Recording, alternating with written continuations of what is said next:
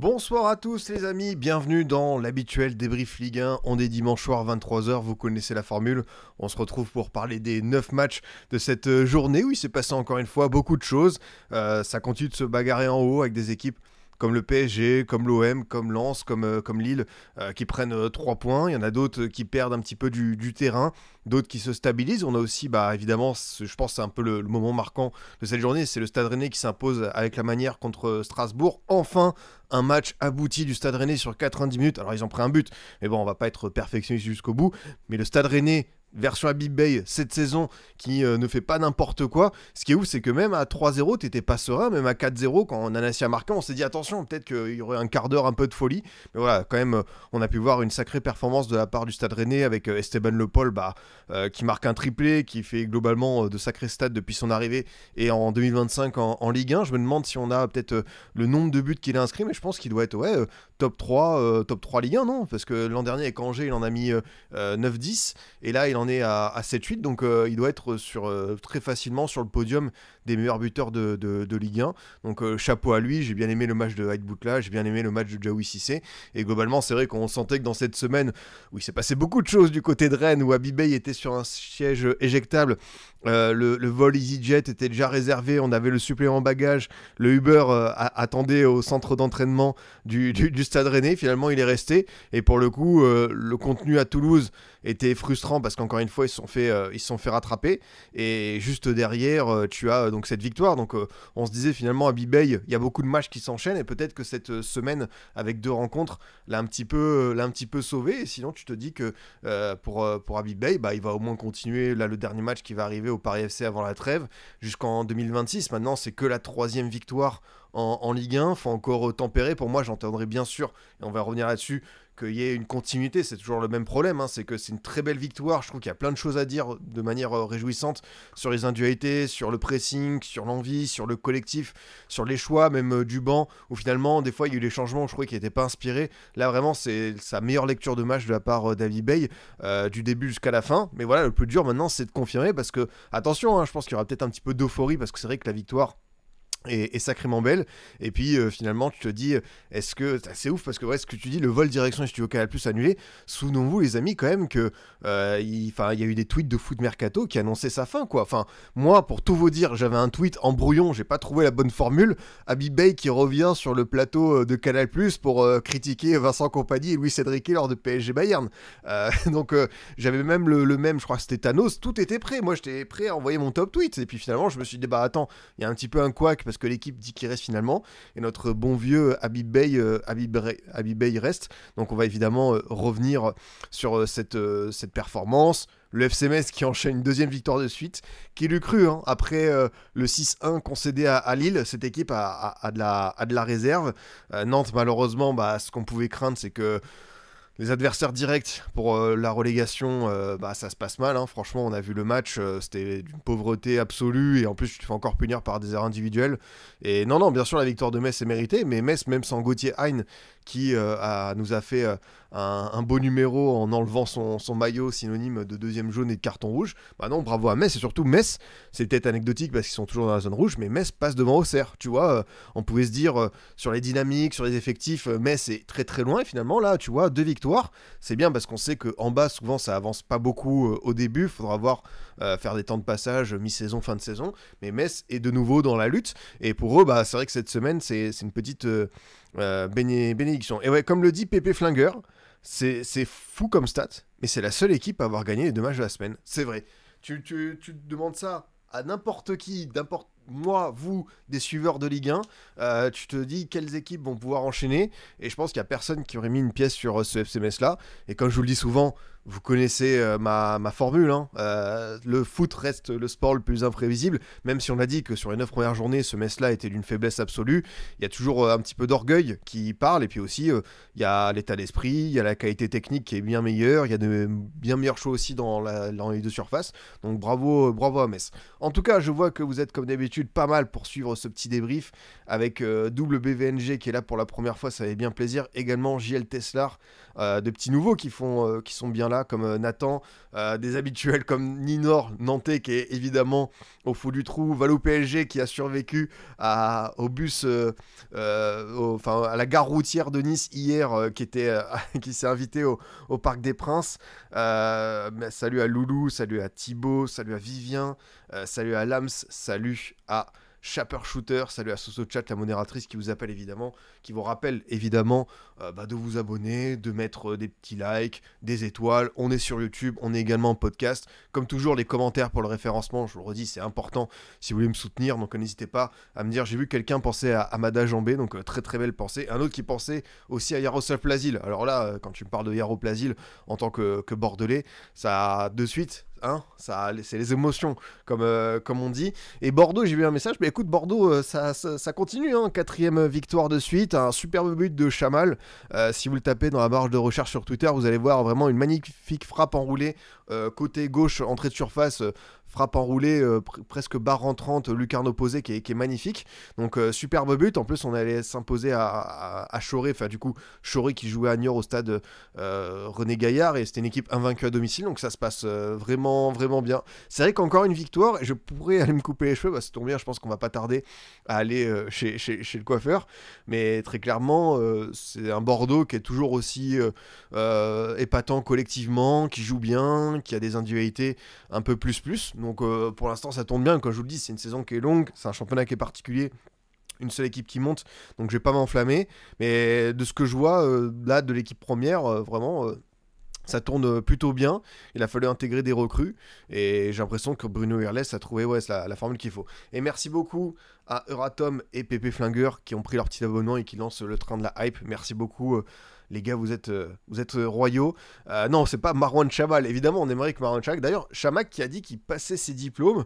Donc, il y a un monde où peut-être Chamac pourrait devenir au moins éducateur au Girondins. Et ça, ce serait évidemment un immense plaisir. Rien que d'aller le voir, le saluer, et puis qu'il puisse prendre cette voie du coaching. On a quelques anciens Bordelais qui sont là un petit peu dans les tuyaux, qui accompagnent le club comme Rio Mavuba. Mais pour le coup, un Chamac, c'est sûr que ce serait comme on dit, les émotions, quoi. Loulou 61 80 51. Pipion, je m'engage. Silence fait top 4, j'envoie 50 subs. J'aime vibrer, ce sera mon fil rouge sur chaîne. Alors écoute, tu fais ce que tu veux avec ton argent, fais attention quand même, parce qu'on est dans la France de Macron, et 50 subs, c'est pas rien, ça représente quelques caddies à Leclerc, mais en tout cas, merci à toi. Évidemment, on en profitera. Alors, qu'est-ce qu'on peut faire pour améliorer cette chaîne ? Une nouvelle caméra, peut-être un deuxième micro, améliorer le setup, et aussi évidemment des maillots sur Classic Football Shirts. Ah, tu connais. Non mais en tout cas, merci beaucoup pour ton message, ça fait grandement plaisir, et je sais que vous êtes beaucoup à m'écouter encore une fois, que ce soit ici en stream, sur YouTube et également en podcast, donc que la communauté puisse continuer à grandir sur cette chaîne. Moi je ne demande que ça. On va y aller petit à petit les amis pour le débrief Ligue 1. Comme je vous le disais, de toute façon on sait qu'il y a encore une fois beaucoup d'équipes où ça se chevauche, donc là pour le coup lors de la dernière journée on avait 21 points pour le PSG et 17 pour Nice, donc on avait 4 points. Là on a plutôt 5 entre Strasbourg 7ème et le PSG, mais tu peux voir que Marseille, Lens sont à 22, Lille, Monaco et l'OL sont à 20, donc il y a un vrai beau wagon pour l'Europe, ça va jouer des coudes jusqu'au bout, ça va être assez intense. Il y a Rennes qui revient mine de rien à 4 points potentiellement de cette 7ème place qui est qualificative pour la conférence. Donc Rennes, c'est vrai qu'ils ont fait beaucoup de nuls, il n'y a pas beaucoup de victoires, mais au moins ils ont ces nuls, donc ils sont sur un matelas de points qui leur permet d'être encore à portée de l'Europe. Après, à Bibey, c'est quoi qu'il arrive, il fallait une victoire contre Strasbourg, ça lui offre un peu d'oxygène. Il y a le Paris FC, c'est vrai qu'on n'a pas parlé du Paris FC, mais après la défaite à la maison contre Nantes, il y avait cette semaine où t'enchaînais OL et Monaco. On se dit attention, parce que le Paris FC est peut-être un monde où ça commence à glisser, et non, ça fait quand même 14 points pour eux.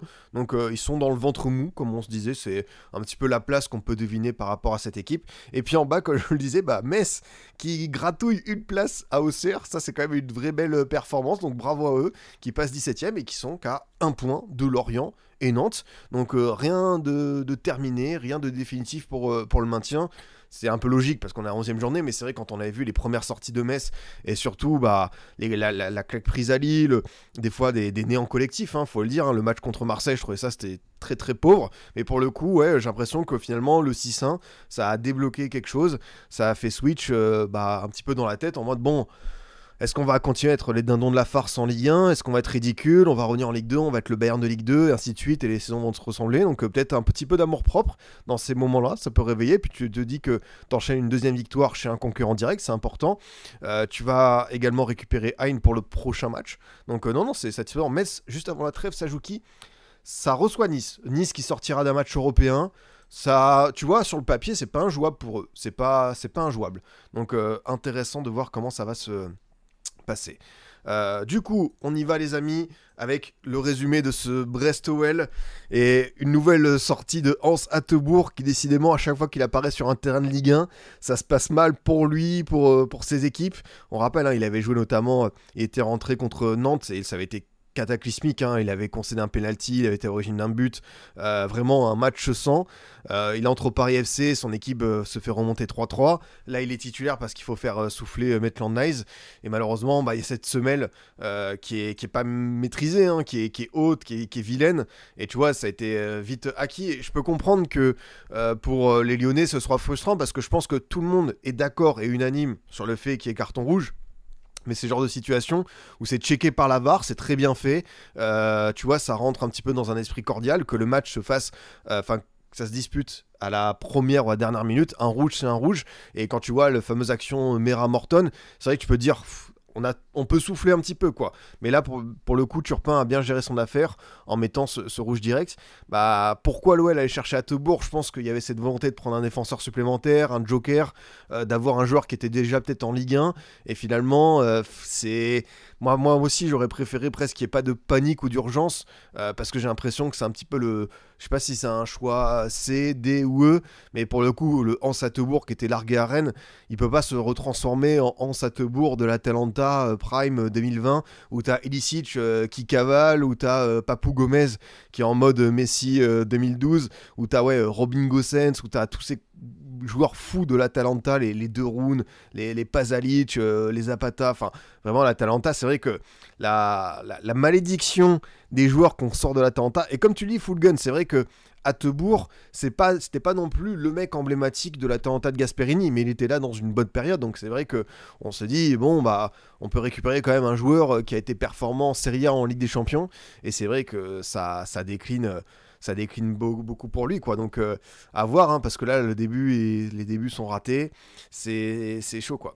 La passe de Tessman n'est pas folle non plus, mais Hattebourg va faire mieux. C'est vrai que la passe de Tessman, si on va un petit peu là-dessus sur la chaîne de responsabilité, ça peut être 80% pour Hattebourg qui fait une semelle comme ça, qui se met en faute, et Tessman qui lui envoie un bourbier. Je peux l'entendre sur la répartition un petit peu des fautes, sinon sur le match, finalement, j'ai l'impression que je vais pas dire que ça a arrangé l'OL d'être à 10 contre 11 pendant 85 minutes, mais finalement, c'était à Brest de faire le jeu, c'était à Brest de tenir le ballon, d'aller chercher l'OL, et on sait que Brest est plutôt, on va dire, à l'aise dans des configurations de transition pour aller en contre. Je trouvais que c'était un match qui était intéressant pour eux, justement pour savoir comment ils allaient pouvoir se développer. On se rend compte que c'est plus un Brest qui peut y arriver par vague. Il y a quand même eu 2-3 situations chaudes, parce qu'évidemment, t'as le but de Papé Mboup qui est refusé pour hors-jeu, qui est justifié. Belle réalisation au passage, ça aurait été un superbe premier but en Ligue 1 pour lui. T'as Labo Lascari qui fait cette action géniale où il fait tomber Clinton Mata.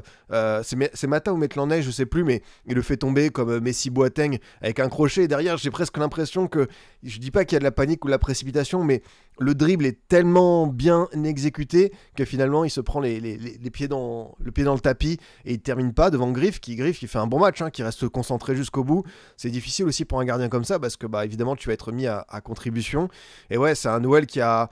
Écoute, quand tu prends un rouge dès la 5e, tu te dis que aussi c'est pas un Brest qui était imprenable si tu y allais un peu plus. Par exemple, si tu avais un Malik Fofana, c'est pour faire peser cette menace sur Lala, Chardonnay, voire Koulibaly, ça aurait pu être assez intéressant. Mais quand tu prends, évidemment, cette attaque, quand tu prends ton banc, c'est un bon point pour l'OL. Ils se sont rassurés défensivement, je trouve, parce que ils n'ont pas concédé de buts, ils ont été solides, ils ont été solidaires.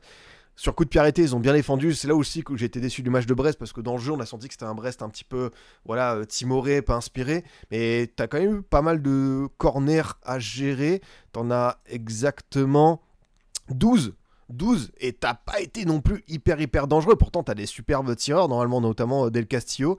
Et c'est là où j'en ai voulu un petit peu à Brest, c'est que même si dans le jeu, tu peux être un petit peu, t'es pas le Barça, t'es pas City, mais au moins essaye de tirer profit de ce qu'on t'offre, à savoir ses coups de pied arrêtés. Et là, pour le coup, Brest ne l'a pas su faire. Est-ce que finalement, ils ne se sont pas dit un point contre Lyon, c'est bien, un point pour se rassurer de notre côté, c'est un moindre mal. Ouais, c'est ça. Brest, ça restera une équipe difficile à battre à Francis Leblanc avec une baisse de niveau. Non, je pense qu'ils vont toujours essayer de capitaliser sur ce stade. J'ai l'impression que ça leur réussit toujours un petit peu, mais là, c'est vrai qu'on sent qu'il y a peut-être un petit truc en moins. Est-ce que c'est l'apport du milieu de terrain avec Madi Camara qui faisait beaucoup de courses, avec Les Melous sur sa qualité technique? Non, c'est compliqué. Bah, tu vois, Ajorc ce soir, oui, il n'a pas eu non plus énormément de ballons. Je trouve qu'on l'a pas bien servi en fait, Ajorc. Enfin, autant il y a eu des contrôles où j'ai soufflé, mais Ajorc, quand même, quand t'as autant de corners, autant de coups francs lointains, autant de centres, oui, je crois qu'une autre stat, Brest est à plus de 30 centres. Enfin, vraiment, ils ont eu des opportunités parce que l'OL a fini par reculer. Je trouve que la tenue du ballon sur la première période de la part de l'OL était vraiment bonne. On a vu des séquences, des sorties de balles à 10 contre 11, c'est super encourageant. Vraiment, l'OL, quand ils le veulent, ils jouent très bien. C'est une équipe qui est assez plaisante. On a senti ensuite, logique, la baisse de régime physique en deuxième période. Et Brest n'a pas su exploiter ça. Pourtant, tu vois, j'aime bien aimer l'entrée de la Bolascaré qui a impulsé un vrai truc. T'as peut-être fait rentrer Dynamibé un peu tard, qui pareil, lui aurait pu t'apporter cette possibilité supplémentaire. Bon, après, tu te contentes de ça. Je sais pas si un Doumbia, par exemple, dans ce type de match, aurait pu apporter un truc, même si c'est vrai que le début de saison de Doumbia est pas légendaire, loin de là. Donc écoute, Brest va se contenter de ça. Malheureusement, il y a eu des sifflets à la fin, je peux l'entendre. Autre point positif pour Brest, Mayeki, parce que en vrai, quand j'ai vu le rouge et quand j'ai vu que l'OL commençait à avoir le ballon et pouvait faire des sorties de balles intéressantes, je me suis dit c'est le genre de match où Mayeki va pas avoir 150 ballons à négocier, mais comme on sait que c'est un gardien qui peut être un peu fragile, voilà, tu vois par exemple le coup franc de Morton à la fin, tu vois il dégage très bien des points, il a fait les sorties qu'il fallait sur les rares corners que l'OL a obtenus, donc tu vois j'apporte un petit peu de nuance, mais je trouve que notre ami Mayeki a fait quand même son match côté brestois. Et non, on a failli avoir le but, évidemment, parce que c'est vrai que les supporters lyonnais, ils ont noté qu'il y avait quand même Del Castillo, Mama Baldé, Pathé Mboup et Lucas Toussard qui sont passés par l'OL plus jeunes ou en pro. Et c'est vrai que la théorie de l'ex, elle a failli frapper avec le but de Mboup. Mais voilà, ils en sont sortis comme ça, quoi. Pour l'OL, ce match, on se fatigue pour rien avec l'enchaînement des rencontres. J'ai peur du déplacement au Betis. Ce match va coûter cher physiquement. Tu sais que j'y pensais parce qu'en plus, le Betis vient de battre Mallorca. Le Betis, c'est une belle équipe européenne. T'as un Noël qui est un peu usé physiquement. Tu vas terminer semaine prochaine avec, je crois de mémoire, c'est le PSG, non c'est le PSG. Ouais, c'est vrai que là, pour le coup, tu sens ce qu'on pouvait redouter, tu vois. Que finalement, l'enchaînement des rencontres avec un effectif limité, ça peut piocher. Tu te contentes de 2 points sur cette séquence Paris-FC Brest. J'imagine que ce soir, tu t'en satisfais, hein, parce que voilà, tu vois la lecture du match, rouge dès la 6e minute. C'est sur le Paris-FC que tu dois avoir beaucoup de regrets. Mais ouais, le match au Betis va pas être simple. Ça va être curieux de voir parce que ce qui est bien, c'est que l'OL a quand même ce beau matelas de points en Europa League. On rappelle, ils ont fait 9 sur 9. Donc, ils ont un joker à griller. Si c'est au Betis, ça peut s'entendre. On va juste peut-être revoir les adversaires de Lyon pour continuer en Europa. Ensuite, tu as le Maccabi sur terrain neutre. Tu as les Go Ahead Eagles à la maison. Tu as les Young Boys à l'extérieur. Et tu as le PAOK à la maison. Tu vois, c'est vrai que l'OL, on s'en souvient qu'ils avaient un tirage plutôt abordable en plus compte tenu de leur effectif, de leur mercato. Donc si t'as un match à griller parce que voilà t'es un peu usé, vas-y envoie les deux Carvalho, les Mera, les Zach Nani, les Yanis, les Serious Charlie, envoie qui tu veux, mais je pense que si sur ce match tu fais grandement tourner, écoute, c'est dommage parce que le Betis c'est un beau parfum d'Europe, mais personne t'en voudra, quoi. Je pense que là pour le coup ça peut s'entendre, quoi. Donc on va voir ça. Et sinon, ouais, c'est vrai, autre point, quand même, la gestion du temps par l'OL. Tolisso, alors c'est vrai que des fois il a pris des coups, mais Tolisso qui gagne beaucoup de temps, il sait le faire. Tagliafico qui a pas été non plus dans le vice ultime. J'ai déjà vu Tagliafico en rajouter beaucoup plus. Et évidemment, Dominique Griff, comme on sait le tous, le gardien de but qui fait 10-11 km par match, qui a une crampe à la 85e. Voilà, c'était un petit chef-d'œuvre. Mais écoute, ça fait aussi partie du haut niveau. Savoir grignoter de précieuses secondes, y aller par tous les moyens. Et l'OL a réussi son coup, quoi. Même Tagliafico, ouais, mais il en a eu des petits coups, mais moins que d'habitude. Il y a des matchs où je trouve que vraiment, je dis pas que ça a tourné à la caricature, mais c'est comme on dit, hein, Tagliafico, je préfère l'avoir avec que contre toi, parce que quand il se transforme dans cette version-là, il est assez horrible. Et ouais, j'ai vu quelqu'un qui disait que le match de Satriano était dur. De toute façon, j'ai pas envie non plus de tomber sur les offensifs lyonnais, parce que c'était difficile. J'ai quand même bien aimé Pavel Chouk qui a gratté 2-3 ballons, qui a su en temporiser certains, qui s'est procuré 2-3 opportunités de tir. C'est pas allé au bout, mais Chouk, il est globalement sur une période assez convaincante. On sait que c'était plutôt le 12e voire 13e homme sur le banc. Et là, j'ai l'impression, après, c'est vrai qu'il y a plus grand monde sur le front de l'attaque, mais Chouk, je pense qu'il peut réussir à vraiment avoir un côté titulaire indiscutable dans cette OL où il n'y a pas beaucoup de possibilités, mais lui il montre de belles choses, quoi. Est-ce que ça aurait pu être mieux de mettre Mata à droite et Hateboer en DC? J'ai l'impression que pour Fonseca, comme ça a été lors de la pré-saison et un petit peu dans la continuité de la saison dernière, Niakate et Mata ça tombe très très bien, et dans cette OL qui a quelques certitudes, on peut le dire, hein, le double pivot au milieu de terrain, la forme de Morton, l'activité de Tolisso, les projections de Moreira, Souk qui est quand même assez efficace, et surtout la défense. J'imagine que de la part de Fonseca, je pense que ça aurait pu être une bonne option, mais ne pas bouleverser ce Niakate Mata qui tourne bien, c'est plutôt une bonne idée, je trouve, de sa part, globalement, quoi. J'aime bien Loulou, et c'est vrai, c'est ça, c'est un peu le résumé au vu de la physionomie. C'est un point de gagné pour Lyon. En revanche, Hateboer t'en fait perdre 2, paradoxal. C'est ça, après on tombe sur Hateboer, hein, voilà, c'est le pauvre, il traverse un moment qui est extrêmement compliqué sur ce qu'il enchaîne entre Rennes et l'OL, donc à lui de se remettre un petit peu la tête à l'endroit, parce que on est venu le chercher en joker, donc il y a un vrai besoin de l'avoir à 100%. Est-ce que c'était le meilleur contexte pour lancer? Parce qu'on sait que Francis Leblay, Brest, c'est pas évident. Mais bon, on parle d'un mec international, plus de 30 ans, qui a 250-300 matchs de championnat. Donc au bout d'un moment, oui, l'OL avait besoin de le lancer, de faire reposer. Et oui, Maitland Nice a quand même bien enchaîné sur ce coup, quoi.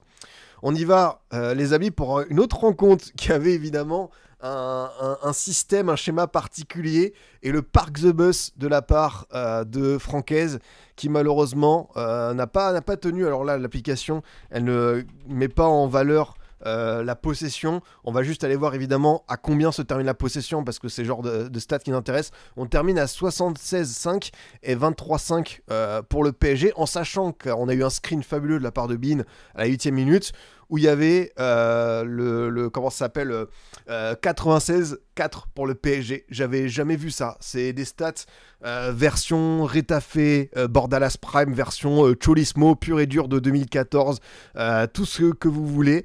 Et quand on a vu la compo initiale, on s'est dit tiens, Francaise a une idée derrière la tête. Alors je peux l'entendre, mais le système avec Thiago Gouveia, il était plus bas, hein. Franchement, faut pas croire que c'était comme ça. C'était vraiment une grosse ligne de 5, une ligne de 4 qui travaille derrière Johnson, qui va essayer d'aller chercher un petit peu les centraux, les défensifs parisiens, en sachant que Johnson sort à la mi-temps, remplacé par Sofiane Diop qui se blesse. Et c'est vrai, pour le coup, on va le redire, mais petite circonstance atténuante pour les Niçois, c'est l'infirmerie, même si on peut tous regretter évidemment d'approcher un match comme ça, parce que ça reste un match de foot, on a envie de voir du spectacle, du divertissement. Nice a quand même des joueurs intéressants, même s'ils sont tous, il y a beaucoup de forfaits, mais c'est vrai que t'as Moïse Bombito, t'as Abdelmomen, t'as Ndaye Chimier, t'as Dante, t'as Mofi, t'as Ali Chou, t'as Vanout, t'as Abdoul Samed, t'as Diop, qui était incertain, qui a quand même joué et qui est blessé. Et qu'au bout d'un moment, c'est compliqué de faire jouer tout ça à 100%. Attends, même notre ami Kevin Carlos, je ne le vois pas, donc même Kevin Carlos n'était pas là. S'il était là, il n'est pas rentré. Donc oui, il y a quand même, c'est vrai, une infirmerie qui est quand même sacrément costaud, imposante du côté Nice. Après, ils ont fait le match où finalement, en fait, c'est comme d'hab, hein, tu te dis, tu vas chercher ton point. Tu commences, de toute façon, la première minute de jeu avec un point en poche. Et tu dois par tous les moyens, réussir à le conserver. Et tu te dis, bon, si à la fin ça se termine sur un 0-0, c'est très moche. Mais le plan à payer, et là pour le coup, il a volé en éclat avec ce but à la dernière minute. Et Gonzalo Ramos qui confirme son statut de super sub. Évidemment, c'est le genre de match, je te dis, voilà, on a tous peut-être perdu l'après-midi, c'était pas hyper intéressant. On a vu quand même, j'ai bien aimé le match de Thiago Gouveia qui a défensivement bien tenu Nuno Mendes qui a résisté tant bien que mal. T'as Evan Diouf qui fait un sacré match, faut le dire, il en a repoussé beaucoup. J'ai bien aimé encore une fois l'activité de Melvin Barr de Boudaoui, puis ça s'arrête à peu près là parce que sinon en termes de foot c'était pas la folie. Mais l'an dernier il avait eu la même approche, ça avait gagné 3-1 au Parc avec un doublé de Sanson. C'est vrai que tu le dis, quelques années en arrière sous Farioli t'as eu ce match immense de Terem Moffi où Nice avait gagné 3-2. Donc c'est vrai que Nice aime bien ce genre de situation où tu sais que tu vas aller les chercher comme ça, avec cette envie que le PSG attaque et peut-être faire 2-3 percées. Mais là, quand tu te rends compte du 11, c'est toujours une question, est-ce que tu pouvais faire mieux? C'est comme je dis, moi je préfère valoriser une équipe comme Toulouse qui a ouvert le jeu. Alors ils se sont fait ouvrir les pauvres, ils en ont pris 6, mais au moins ce 6-3 tous PSG, on s'en souvient bien parce que tu as le triplé de João Neves, parce qu'on a vu de vraies belles choses chez les jeunes Toulousains. Ça termine par une grosse défaite, mais c'est plus valorisant. Après, encore une fois, c'est un championnat particulier et on peut pas comparer avec, par exemple, c'est vrai que le Bayern a une surdomination en Bundes, même si il y a 2 ans le Bayern Leverkusen de Xabi Alonso a pris le titre, mais en Allemagne, vous le savez comme moi, il y a très peu de blocs bas, il n'y a pas cette envie d'attendre. L'Allemagne s'est orientée vers le but, vers le camp adverse, que tu sois le Bayern Munich ou compagnie, ou Heidenheim, ou Fribourg, ou Mönchengladbach, ou Hambourg, ou St. Pauli. C'est vraiment un système, une pensée qui est à part. Donc bien sûr, quand tu vois le Bayern affronter des équipes à leur portée et qui leur mettent des scores, tu te dis mais qu'est-ce qui se passe? Pourquoi nous on n'a pas ça? Parce que c'est la mentalité allemande. Et après, faut pas se plaindre du coup qu'il y ait beaucoup de buts en Bundesliga et que certains buteurs aient des facilités parce que c'est le jeu, c'est leur identité quoi. Donc franchement, c'est vrai que l'Union Berlin, t'as raison Soigny, si on doit mettre une petite nuance en Astérix, c'est peut-être l'équipe qui réussit de temps en temps à faire un petit peu de le fameux Haram Ball. C'est vrai que si on devait dire ça, ça peut s'y apparenter. Et finalement, ce match du PSG, on a vu encore une fois de la tendresse au niveau de la finition de la part de Bradley Barcola. C'est dur parce que c'est lui qui, tu vois, échappe à peu près aux blessures, qui doit pouvoir enchaîner. Et cette action où tu vois il récupère le ballon, presque un face-à-face idéal avec Diouf, où un joueur international quand sa 3e saison au PSG doit conclure. Donc c'est le petit bémol, c'est que Barcola, on est encore sur un jeune joueur, mais attention, au bout d'un moment on va pas non plus pouvoir tout excuser, et Barcola doit faire mal. Il a le potentiel pour faire des saisons à 25 buts, à 10-15 passes D, et il va falloir que tu vois il active un petit peu ça. J'ai bien aimé le match de Gvara. Je trouve qu'il a été volontaire. On sait que pour beaucoup qu'il y a un Gvara version Ligue 1 et un Gvara version LDC, mais je trouve qu'il a impulsé pas mal de belles choses. Comme d'habitude, Vitinha au four et au moulin, il a fait, je crois qu'il avait genre 84 passes au bout de la première mi-temps et Nice en était à 96. Enfin, t'avais une stat un peu délirante. Et comme je vous le dis, le PSG, c'est un beau collectif, c'est de sacrées individualités, mais c'est aussi un banc. Encore une fois, le Gonzalo Ramos qui avait une première alerte sur une tête qui n'avait pas conclu. Et là, pour le coup, t'as eu ce corner très bien tiré par Kangin remplaçant. Déviation de Fabien Ruiz, de Gvara, pardon, et puis cette tête de Ramos. Donc le banc impliqué sur ce but à la dernière minute qui vient. Après, s'ils avaient fait 0-0, je pense qu'on aurait pu reprocher encore une fois que les attaquants du PSG soient un petit peu trop gentils par moment. Mais pour le coup, ça vient quand même, tu vois, te permettre d'avoir encore 2 points d'avance sur l'OM Lens. Et tu reprends un petit peu ta marche en avant, t'as fait nul à Lorient. Là, tu te rassures quelque part, même si on sait que Ligue 1, avec la rotation, c'est particulier. Mais là, tu vois, tu récupères quand même une vraie belle équipe type, petit à petit. Tu as ce match qui arrive contre le Bayern, qui va être super intéressant. Je pense qu'on a tous hâte. Le Bayern de compagnie qui a gagné tous ses matchs cette saison, qui est une très belle équipe. Et j'insiste, si Paris bat le Bayern, ça ne veut pas dire qu'il faut tout jeter à la poubelle ce qu'a fait compagnie, qu'on surcote la Bundesliga, qu'ils n'ont pas affronté des gros cadors. Non, on voit une vraie équipe du côté du Bayern. Ils ont reposé Olysée, Luis Diaz et Harry Kane face à Leverkusen. Avec l'équipe bis, ils ont quand même gagné 3-0. Donc j'attends énormément de ce match. Ça va être un très beau spectacle. Je pense que ça va se rendre coup pour coup.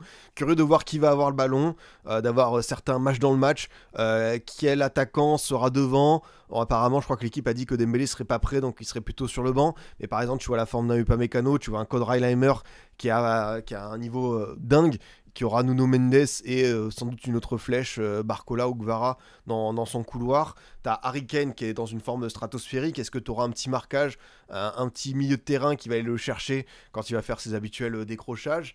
Comment est-ce que tu vas réussir à contenir un petit peu cette armada offensive? Ouais, le match va être super intéressant, c'est une belle bataille qui s'avance. Je pense que c'est la première grosse affiche de Ligue des Champions où tu as deux top 3 comme ça. On sait qu'il y a aussi un Bayern Arsenal qui va arriver. Mais non, ça va être hyper... on a hâte, quoi. C'est le bon parfum de Ligue des Champions qu'on apprécie. C'est vrai que c'est qu'un match de groupe, donc on peut relativiser. Mais c'est bien aussi de voir ce que vaut déjà ce nouveau PSG, ce PSG 2025-2026 face à un Cador, de voir comment Zabarni et Chevalier vont rebondir après le match de Leverkusen. Ah non, mais Zabarni, du coup, il est suspendu. J'ai dit une bêtise. Je pense que, du coup, ça va être logiquement Marquinhos, ouais. Marquinhos qui va rentrer. Donc, tu auras vraiment la défense LDC. Et Chevalier, ça va être un gros test, parce que tu vas quand même avoir... t'as beaucoup de mecs en face qui marchent sur l'eau, qui peuvent tirer d'à peu près n'importe où, qui se trouvent les yeux fermés. Donc, j'ai bien hâte de ce match de LDC qui va être super captivant. Mais voilà, on sait que c'est une configuration que le PSG a souvent. Est-ce qu'on peut en tirer beaucoup de conclusions? C'est comme d'hab, je pense qu'il y a un PSG Ligue 1. On peut regarder ça avec une loupe et prendre une autre loupe pour les matchs de Ligue des Champions. Et vu ce qu'ils montrent en LDC, j'ai l'impression qu'en Ligue 1, ils avancent à un rythme qui est le leur, parce que là, c'est quoi? C'est 7 victoires, 3 nuls, 1 défaite, ouais, 21 buts inscrits, 9 encaissés. Ils n'ont pas une immense marge sur les poursuivants, mais tu sais qu'au bout d'un moment, ils vont faire l'écart qu'il faut. Et là, pour le coup, j'ai l'impression que c'est aussi l'objectif, parce qu'on sait que c'est très important, de terminer parmi les deux premiers en Ligue des Champions pour avoir un tirage au sort favorable et se mettre à l'abri, éviter les matchs de barrage. On sait que le PSG avait pas un calendrier hyper simple en LDC. Pour l'instant, ils l'ont très bien négocié. T'as encore Tottenham qui arrive, je crois que t'as un déplacement à Bilbao, t'as évidemment ce Bayern qui arrive, t'as un déplacement Sporting, et c'est ça, ouais. Bayern, Tottenham, Bilbao, Sporting et Newcastle. Donc voilà, tu as le programme du PSG, en sachant que tu reçois les deux clubs anglais. Je pense que c'est à peu près mieux, parce qu'aller à St. James Park, même si c'est un PSG qui sur le papier est supérieur, mais St. James Park, vous connaissez comme moi l'atmosphère particulière de ce stade, ça va être intéressant. C'est un match pour Chevalier, va sûrement recevoir beaucoup de tirs, c'est plus proche du contexte lillois. C'est vrai que pour le coup, Chevalier, comme le Real l'an dernier, où il avait été un petit peu bombardé, ça peut le faire. Je trouve que le PSG a perdu au change avec Chevalier, je trouve Donnarumma supérieur. C'est vrai que quand tu prends le début de saison de Chevalier et la forme où tu as quitté Donnarumma, qui est parti à City, pour l'instant, il n'y a pas photo. Mais on sait que c'est un choix technique de la part de Luis Enrique qui voulait un meilleur gardien pour le jeu au pied, en rappelant évidemment qu'il le défend beaucoup, qu'il lui laisse du temps. Je peux comprendre qu'il y ait beaucoup de doutes sur notre ami Chevalier, mais ça reste un jeune gardien, et j'évoque toujours beaucoup la jeunesse pour avoir un petit peu de pondérer certains joueurs. Gardien, c'est encore plus le cas. C'est un joueur qui change de dimension, car il est dans une équipe championne d'Europe. J'ai envie qu'on fasse qu'on regarde où est-ce qu'il en est Chevalier en janvier, où est-ce qu'il en est en mars, où est-ce qu'il en est en fin de saison, et on verra par la suite. Après, évidemment, il n'a pas rassuré. Je suis d'accord avec vous, ça a été décevant sur pas mal de matchs, sur les arrêts qu'il faut, parce que c'est différent d'être le gardien de Lille où tu es sollicité à 9-10 reprises et tu sors 7-8 arrêts, être le gardien du PSG où tu en as 2-3 à sortir et tu es jugé uniquement sur ça. Donc on verra pour ça, quoi. Chevalier sera aussi très important pour sortir de la pression du Bayern, il devra être très propre au pied. Non, c'est ça exactement. Ça va être je pense, cette option. Et merci Pierre de regarder pour la première fois en live le débrief, ça fait bien plaisir d'avoir parmi nous. Et Ringo, tu me demandes les choix de compagnie, Kane derrière Jackson ou bien Kane en 9 et Karl Titu, Gnabry.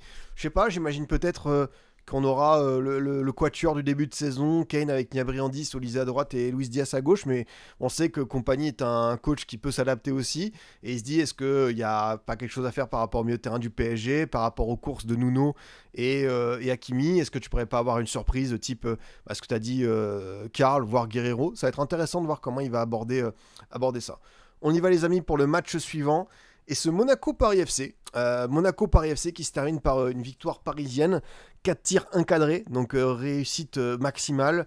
Malheureusement, on a beaucoup dit que Monaco était une équipe intéressante sur Pocognoli, que défensivement c'était mieux. Par contre, on avait dit quelque chose, et je pense que vous vous en souvenez, l'efficacité, ça, il y a des occasions qui ne trompent pas, et Monaco a encore une équipe maladroite. Et bien quand t'as pas la réussite, quand t'as pas le petit tir qui rentre, bah ça te donne cette copie un petit peu difficile, où t'as encore un Biret qui croque, où t'as beaucoup de joueurs qui ont eu des opportunités, mais ça n'a pas été concluant, à l'image de Golovin. Et le Paris FC qui a été assez... comment dire, pas un peu attentiste, mais qui a été plus réfléchi dans sa manière de construire ses actions. Il y a eu des sorties de balles assez propres, et puis tu as eu ce but qui est très très bien construit, avec une action géniale de la part de Maxime Lopez, côté droit, où il parvient à se débarrasser de Salissou et servir Moses Simon qui n'avait pas marqué depuis la 3e journée, donc lui avait besoin aussi de récupérer ce petit bonus de confiance. Et j'ai adoré le match de Maxime Lopez. Vraiment, son match, j'ai trouvé très propre. Ça a bien travaillé au milieu de terrain au global avec Lesmelou et Camara. Mais Maxime Lopez, ça rappelle que je dis pas que c'était une anomalie qu'il est en Ligue 2, parce qu'on sait que c'était un beau projet le Paris FC quand voilà, ils sont allés chercher avant LVMH et Red Bull, parce qu'ils voulaient remonter avec lui, mais aussi parce que tu avais la belle histoire, jouer avec son frère Julien Lopez en Ligue 1. Et non, je trouve que Maxime Lopez est vraiment au niveau de ce championnat. Je trouvais qu'il était un petit peu peut-être timide, parce que c'est un joueur qui a beaucoup de personnalité, balle au pied. Je dis pas qu'il se cachait, mais c'est vrai que tu avais plus de Ilan Kebal qui prenait le jeu à son compte, mais Lopez il sait aussi le faire, et je trouve que son match à Monaco est vraiment très très bon. Il m'a énormément séduit. Et tu vois, même Kevin Trapp, voilà, on a eu le petit changement, Nkambadio, Trapp. Attention à ce que Trapp qui sort un clean sheet, ça ne passe pas devant le jeune Nkambadio. Pareil, je vous ai parlé de la jeunesse pour un gardien avec Chevalier. Nkambadio c'est pareil, donc on va pas le condamner. Mais on sait que le Paris FC avait besoin peut-être un petit turnover après les 3 buts encaissés par Nkambadio contre l'OL, ou les 2 pris par Nantes. Bon, après les 2 buts pris par Nantes, t'as un missile d'Ablin et une superbe finition de El Arabi. Mais pour le coup, Trapp a vraiment fait son match. Il a été rassurant. J'ai bien aimé aussi, assez grosse découverte. On sait que le PFC a du coup Noah Sangui qui est blessé à gauche, et t'as également, comment il s'appelle, De Smet qui a pris rouge contre l'OL. Du coup, on a eu la première de Tuomas Olila, jeune latéral gauche arrivé au Paris FC il y a à peu près 2 ans. Un joueur que je ne connaissais pas, qui avait fait une première apparition, 400 000 euros, Carine Helsinki. Et en vrai, pour une première titu en Ligue 1, le petit gars, il a été propre. Franchement, j'ai bien aimé ce qu'il a fait. Il s'est pas fait dépasser, il n'a pas été ridicule. Pour le coup, ça peut être un des joueurs qui profite. On sait qu'au niveau du Paris FC, on a évoqué pas mal le manque d'efficacité dans les 2 surfaces, le fait que la défense, ça allait pas trop. Et là, avec ce clean sheet et lui qui a fait une performance sérieuse, peut-être que tu vois, il y a des rôles qui vont être redistribués. Donc, pas mal, ouais, du AJK Helsinki. Donc, vraiment un joueur intéressant, international finlandais, 5 apparitions. Donc, vraie belle découverte. Moi, je trouve qu'il a fait vraiment son match. Il a été sérieux. Et comme je vous dis, ce Paris FC a été peut-être moins entreprenant offensivement. Mais par contre, il a été peut-être un peu plus calculateur. Et je pense qu'il commence je vais pas dire à adopter une approche pragmatique, c'est pas le cas, mais je trouve que c'est un Paris FC qui, dans l'apprentissage de la Ligue 1, ils ont vite compris que pour prendre des points, il fallait peut-être faire des concessions sur 2-3 trucs, et ça marche bien. Ouais, non, Camara, gros match. Non, je trouve que le milieu de terrain, je mets en avant Maxime Lopez parce que il a eu cette activité au milieu de terrain, il a eu ce but, mais le trio marche très très bien. Je sais qu'il y a le jeune Doucet qui est revenu, mais Adama Camara, pareil, lui en Ligue 1, il est en train de faire pas mal de belles apparitions. T'avais également le Marchetti qui avait bien commencé, qui a eu un petit geste malheureux envers le banc, il n'était pas content de certains choix, et je pense que Camara est passé devant peut-être Doucet et Marchetti dans la hiérarchie du Paris FC. Mais ouais, c'est une victoire qui leur fait du bien, parce que comme on l'a dit tout à l'heure, t'étais potentiellement à une semaine dangereuse entre l'OL et Monaco, tu pouvais glisser vers la zone rouge, et là tu te retrouves dans ton ventre mou, 4 victoires de nul, 5 buts encaissés, t'en as marqué 18. Donc même si c'est vrai que le Paris FC a pu croquer, t'as quand même marqué déjà 18 buts, c'est pas mal, mais t'en prends 20, et c'est là où cette équipe va devoir progresser, parce que là t'es sur un rythme de 60 buts pris cette saison. C'est forcément ce que Gilly va vouloir corriger, mais quelqu'un l'a dit, et on est tous unanimes là-dessus, ce Paris FC là va recruter de cet hiver. Je suis persuadé qu'ils vont aller chercher notamment un attaquant. Moi j'aime bien l'idée Stassin, alors j'ai l'impression qu'ils vont pas se ruiner là-dessus, mais j'ai l'impression qu'il y a un gros attaquant qui va débarquer, quoi. C'est un peu leur attention. Alors je suis pas non plus contre l'idée de donner un petit peu de temps à Crasso, à Jebels, d'avoir une alternance, mais on va voir ce qui va se passer pour eux, quoi. Tu le trouves comment, Les Melou, sur son début de saison? Je le trouve moyen, mais c'est peut-être moi qui tombe sur le mauvais match. C'est pas le Les Melou Prime de 2023-2024, ça c'est sûr. C'est un joueur qui change d'environnement, qui a de grosses responsabilités parce que c'est un des tontons du groupe.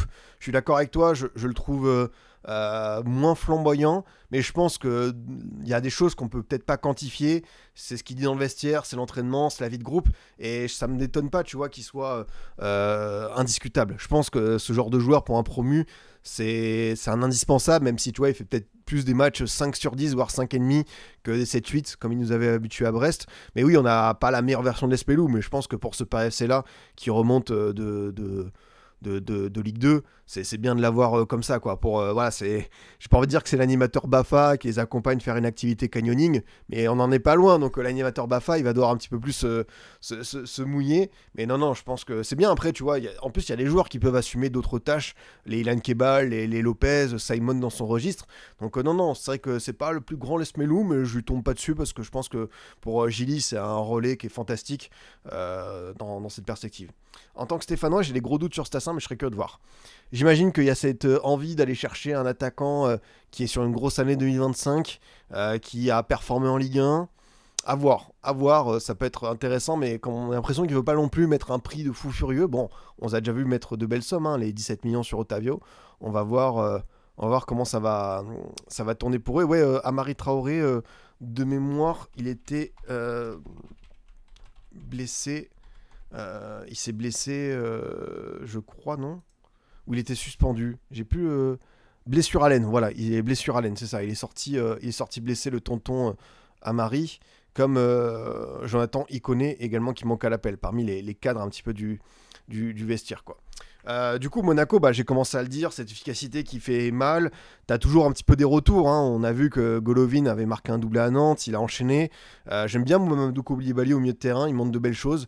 Lui, ça peut être en attendant. Alors là, pour le coup, bon, c'est un peu un gimmick, hein. Chaque week-end, on disait Paul Pogba, il est à entraînement collectif et tout. Bon, là, il y a une rechute.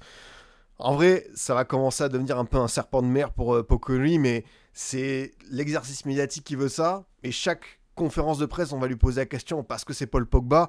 Mais au bout d'un moment, j'ai envie de dire, Pogba, il reviendra quand il devra revenir. Si un jour il revient, c'est triste, hein, le premier joueur est concerné parce qu'on voit des images d'entraînement, on voit des trucs, on se dit pourquoi pas. Mais entre l'entraînement et pouvoir enchaîner, là, c'est compliqué, hein. Ça c'est clair et net, quoi. Mais Camara et notre ami, comment il s'appelle, Zakaria, j'ai l'impression que ce sera soit plutôt Camara, ouais, j'ai l'impression que ce sera la trêve, hein, en vrai, qui vont revenir. Donc ouais, Monaco s'est pris les pieds dans le tapis. Dommage, hein, parce qu'on avait vu de belles choses offensivement avec un très bon Akliouche à Nantes. On a vu une équipe qui défensivement était mieux. Est-ce que tu peux retourner en travers? Je sais pas, mais c'est vrai que Pocolini ne va pas pouvoir avoir non plus une période idyllique sur ses débuts. Ça devait arriver une défaite parce qu'on a vu quand même un Monaco malade dans le jeu et aussi dans les individualités. Donc malheureusement, cette défaite, elle tombe à un moment où c'est critique, quoi. En sachant que Monaco, du coup, en LDC, ça va chez nos amis de Bodo Glimt. Bodo Glimt, c'est peut-être pas anodin, même si on sait que c'est chez eux, et c'est toujours particulier parce qu'ils ont un très bon pourcentage de victoires à domicile en Coupe d'Europe. Bodo Glimt qui a potentiellement perdu le titre de Norvège. Je crois que c'est Viking qui pourrait devenir champion. Donc peut-être que mentalement, attention, il y a un petit truc à exploiter pour les Monégasques. Et surtout, si tu gagnes, tu seras à 5 points après 4 journées. Donc de toute façon, c'est le moment. On l'a dit pour Monaco, s'ils veulent accéder minimum barrage, t'as Bodo Glimt et Paphos. On respecte ces équipes. Ce sera pas simple, mais voilà, au bout d'un moment, tu peux pas non plus... Enfin, voilà, tu peux pas te cacher. Si tu dois prendre des points, des victoires, c'est là. Donc ça va être intéressant de voir cet enchaînement. Et samedi prochain, réception de Lens. Donc attention, encore un beau morceau. Et au retour de trêve, tu as aussi Rennes et le PSG. Tu as déplacement à Brest. Tu as réception de Galatasaray et tu vas à Marseille. Et tu termines par la réception de Lyon. Bon, ça termine. Ce sera plutôt le 1er janvier, enfin le 4 janvier. Attention, Monaco a eu un calendrier plutôt axi favorable. C'est vrai qu'il pourrait reculer au classement si ça se passe mal sur cette période, quoi. Ouais, évidemment, synthétique pour nos amis de Bodo Glimt, pour ne rien arranger. On sait que certains footballeurs craignent grandement ça. On continue, les potes, avec ce match du dimanche soir, la JOCR contre l'Olympique de Marseille. Je pense que pour l'OM, on va évacuer tout de suite le sujet. Il faut savoir gagner en étant moche. C'est le principe de certaines grandes équipes, savoir ne pas être beau et aller chercher les 3 points. Contre un Auxerre volontaire, mal payé, c'était pas non plus le scénario d'Auxerre-Lens, où là je trouvais que c'était vraiment dur pour eux, presque un hold-up, et ils avaient été vraiment punis dans les dernières minutes. Là, ils ont montré de belles choses. J'ai bien aimé, par exemple, le match de Danois, j'ai bien aimé Namasso, le pauvre Koulibaly qui sort, et apparemment c'est une grave blessure, alors que voilà, il avait montré des choses qui restent un petit peu, qui va rester longtemps à l'infirmerie. Osman qui l'a remplacé, j'en attendais plus. Sinayoko aussi, on sent qu'il a le moral toujours dans les chaussettes. Son transfert non avorté, on sait que son transfert avorté justement à Lens. On sait que c'est un joueur qui était désiré par Pélissier pour qu'il reste. Ça faisait partie des cadres qu'il voulait conserver et il lui rend pas pour l'instant. Et Auxerre glisse à cette dernière place. Donc j'aime beaucoup Pélissier. J'aime bien cette équipe d'Auxerre par rapport à pas mal de joueurs. Mais en vrai de vrai, ça commence à être un petit peu alertant, inquiétant. On va pas leur en vouloir de perdre contre l'OM, mais c'est plus la série au global qui est redoutable. Là, ce qui est bien, c'est que peut-être tu vas avoir des petites possibilités. Tu vas ranger le week-end prochain avant la trêve. Si tu fais une victoire, ça peut sauver Pélissier. Ensuite, tu reçois l'OL, tu vas au Paris FC, tu reçois Metz. Tu vois, sur ces 4 matchs, t'as 3 équipes accessibles. Normalement, si t'es la GIA, peut-être que l'OL, ça peut être plus compliqué. Encore, c'est un OL qui sera peut-être démuni, qui enchaîne avec de la Coupe d'Europe, tout ça. Donc, on va peut-être laisser passer la semaine. Si Pélissier saute, je ne serais pas non plus étonné que ça se passe, parce qu'on sait que voilà, il y a des petites magouilles en interne. Ça, vous savez, c'est un jeu de dupes, hein, c'est Game of Thrones, les clubs de Ligue 1. On aimerait mettre son protégé, on aimerait faire sortir une personne qu'on considère comme un rival. Donc pas simple pour Pélissier de composer avec ça, mais voilà, le match était insuffisant de la part de cette équipe auxerroise pour aller chercher au moins un nul. Pourtant, comme je vous dis, il y a des joueurs que j'ai bien appréciés sur cette rencontre. Il y a des très bons joueurs de Ligue 1, mais quand ça veut pas, ça veut pas. Et Auxerre est dernier, donc attention, parce que on a toujours dit, la deuxième saison pour un promu, c'est la plus difficile quand tu restes en Ligue 1. Et Auxerre est clairement dedans. Donc il faut, comme toujours, évacuer ce qui s'est passé de très bien l'an dernier, Gaëtan Perrin, Ahmed Junior Traoré, le match au Vélodrome, la perf contre le PSG, le fait d'avoir embêté beaucoup de gros. Et il va falloir revenir à l'essentiel, te battre pour le maintien. Et c'est la réalité de la GIA de 2025-2026. Il faut oublier ce ventre mou et ces matchs de gala et aller se mettre un petit peu minable, faire des tacles dans la boue, et le maintien passera par ça. Et côté OM, quand je vous le dis, c'est un OM où je pense, quand on a vu la compo, on s'est dit qu'il n'y aurait pas beaucoup de jeux. T'as su composer quand même avec tes forces depuis un moment. Geronimo Rulli, quelle belle trouvaille, il n'y a rien à dire, franchement. 4 millions d'euros, gardien de 32 ans, qui sortait peut-être pas de sa meilleure expérience, à l'Ajax, mais quand on sait son vécu de gardien international, ce qu'il a pu faire à Villarreal, à la Real, ou également à Montpellier, moi j'avais bien aimé sa saison à Montpellier en Ligue 1, vraiment c'est une bénédiction, et lui il t'en sort je ne sais combien. Donc même si c'est vrai que Rulli peut te faire 2-3 erreurs, ça arrive à, je vais pas dire à tous les gardiens, parce qu'il y en a qui sont quand même excellents, mais Rulli vraiment, c'est ton talisman, il te sauve, quoi.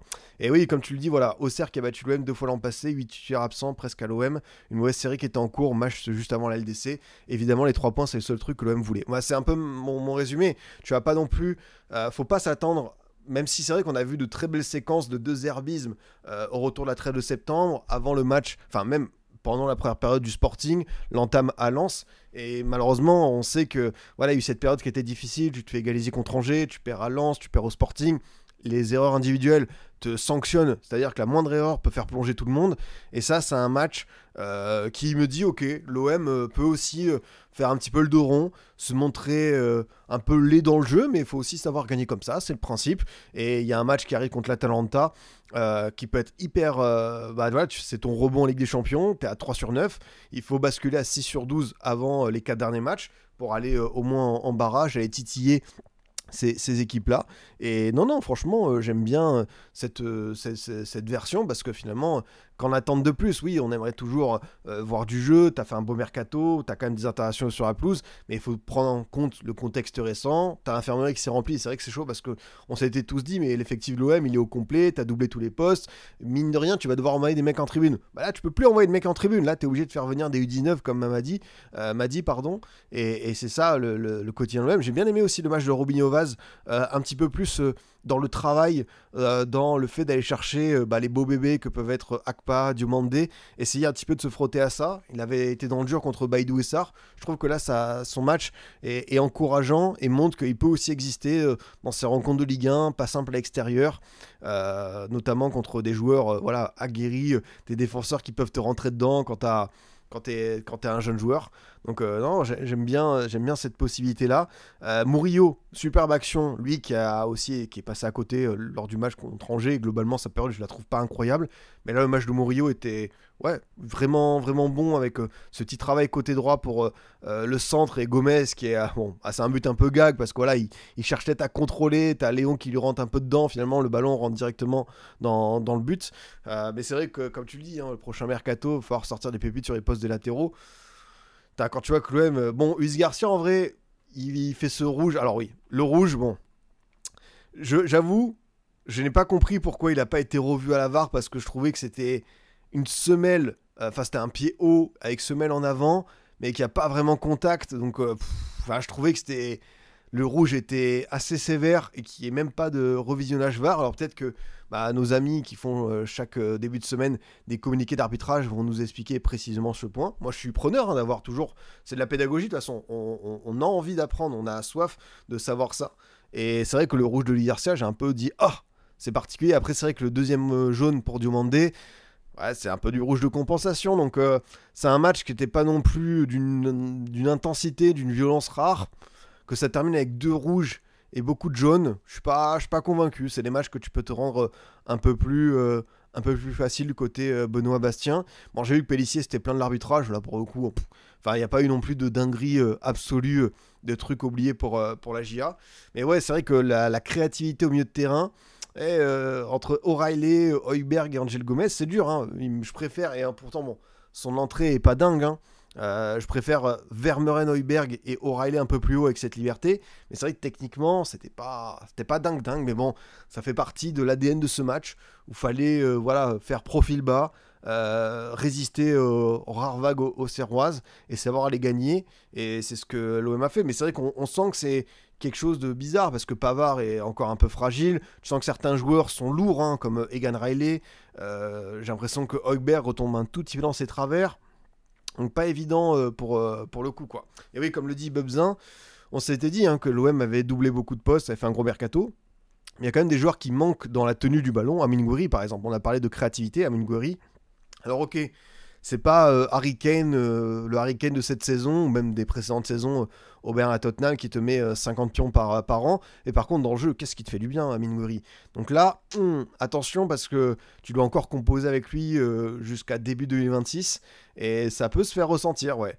Alors on sait que peut-être d'autres joueurs peuvent assumer certaines tâches, mais Gouiri dans ce rôle de neuf là, c'est pour ça qu'on l'apprécie, c'est qu'il te bonifie vraiment ta ligne d'attaque et tout le collectif en rejaillit derrière, quoi. Et c'est vrai que Kondogbia aussi peut manquer sur certains aspects. Kondogbia, j'avais bien aimé certains de ses matchs, il était bien revenu, je l'avais trouvé un petit peu lourd physiquement par moment, et là c'est vrai qu'au milieu de terrain, tu vois, pour moi il passe devant certains noms par rapport à ce que je peux voir dans ce sens côté olympien. Donc voilà, une victoire pas belle, mais une victoire que tu dois aller saisir avec un immense Geronimo Rulli. C'est ça aussi d'avoir un gardien qui te sauve ces 3 points. Du coup, l'OM enchaîne par la réception de l'Atalanta et la réception de Brest. Donc tu vois, si tu gagnes l'Atalanta, tu es à 6 sur 12 dans LDC, tu te replaces bien dans la course au barrage. Et puis Marseille-Brest, une équipe à ta portée, à la maison. Si tu gagnes, tu restes potentiellement à 2 points du PSG au bout de 12 journées après premier tiers du championnat. Donc c'est ce qu'on demande. Je pense que le PSG finira par être champion, mais qu'on ait, je vais pas dire un semblant de course au titre, mais j'espère qu'on va voir ça. J'espère qu'on va voir ça du côté du haut du classement de cette belle Ligue 1. On continue les potes avec le chef-d'œuvre de la journée. Ça y est, le Stade Rennais, comme je vous l'ai dit, a enfin gagné avec un match abouti de la première à la dernière minute, où tout s'est bien passé, où il n'y a pas eu de petits grains de sable, où il n'y a pas eu de cailloux dans la botte, où il n'y a pas eu de rouage qui pète. Là, pour le coup, le match rennais était hyper plaisant. Il n'y a rien à dire, c'est vraiment le match que j'ai préféré ce week-end. Ça se termine par un gros score et c'est logique. Strasbourg est passé à côté. Penders n'a pas été à son niveau habituel. Même, tu vois, les joueurs phares du début de saison, comme Barco, comme Panicelli, voire les cadres habituels type Gueladoué ou Diego Moreira. C'est vrai qu'on attendait pas mal Strasbourg après leur défaite à Lyon. C'est un contexte qui peut être intéressant parce que Strasbourg pouvait de nouveau, tu vois, s'ils gagnaient, ils étaient dans le trio juste derrière le PSG. Et non, Rennes allait chercher sa victoire en patron avec un Esteban Le Paul, fantastique. Évidemment, Esteban Le Paul, c'est les émotions, hein. On rappellera jamais assez cette trajectoire dingue du football français où le gars, il y a 3 ans, même pas, attends, 3 ans, 2 ans et demi, il était en national. Il avait été recruté pour 100 000 euros à Épinal. Et sincèrement, ça fait plaisir pour lui de voir qu'il est dans le top 3 des meilleurs buteurs de Ligue 1 en 2025, qui sent extrêmement bien le jeu. C'est propre parce que c'est le genre de buteur qu'on aime, parce que dès que ça arrive dans la surface, il réussit toujours à obtenir quelque chose, que ce soit un tir, que ce soit un corner. Enfin, il arrive à débloquer quelque chose. Le Paul, c'est un 2000 de mémoire. Notre bon vieux ST, voilà, c'est un 2000. Donc, il est vraiment dans un très bon développement. Et autant, il y a certains recrutements, on se disait que de la part du Stade Rennais, c'est pertinent. Là, pour le coup, dans une attaque à 2, Esteban Le Paul qui a cette niaque, cette envie, qui peut tourner autour. Et franchement, c'est bien. Et je trouvais que parmi les belles réjouissances, même si Mbolo, techniquement, par moments, ça peut être dur, Mbolo, ça marche bien dans une attaque à 2.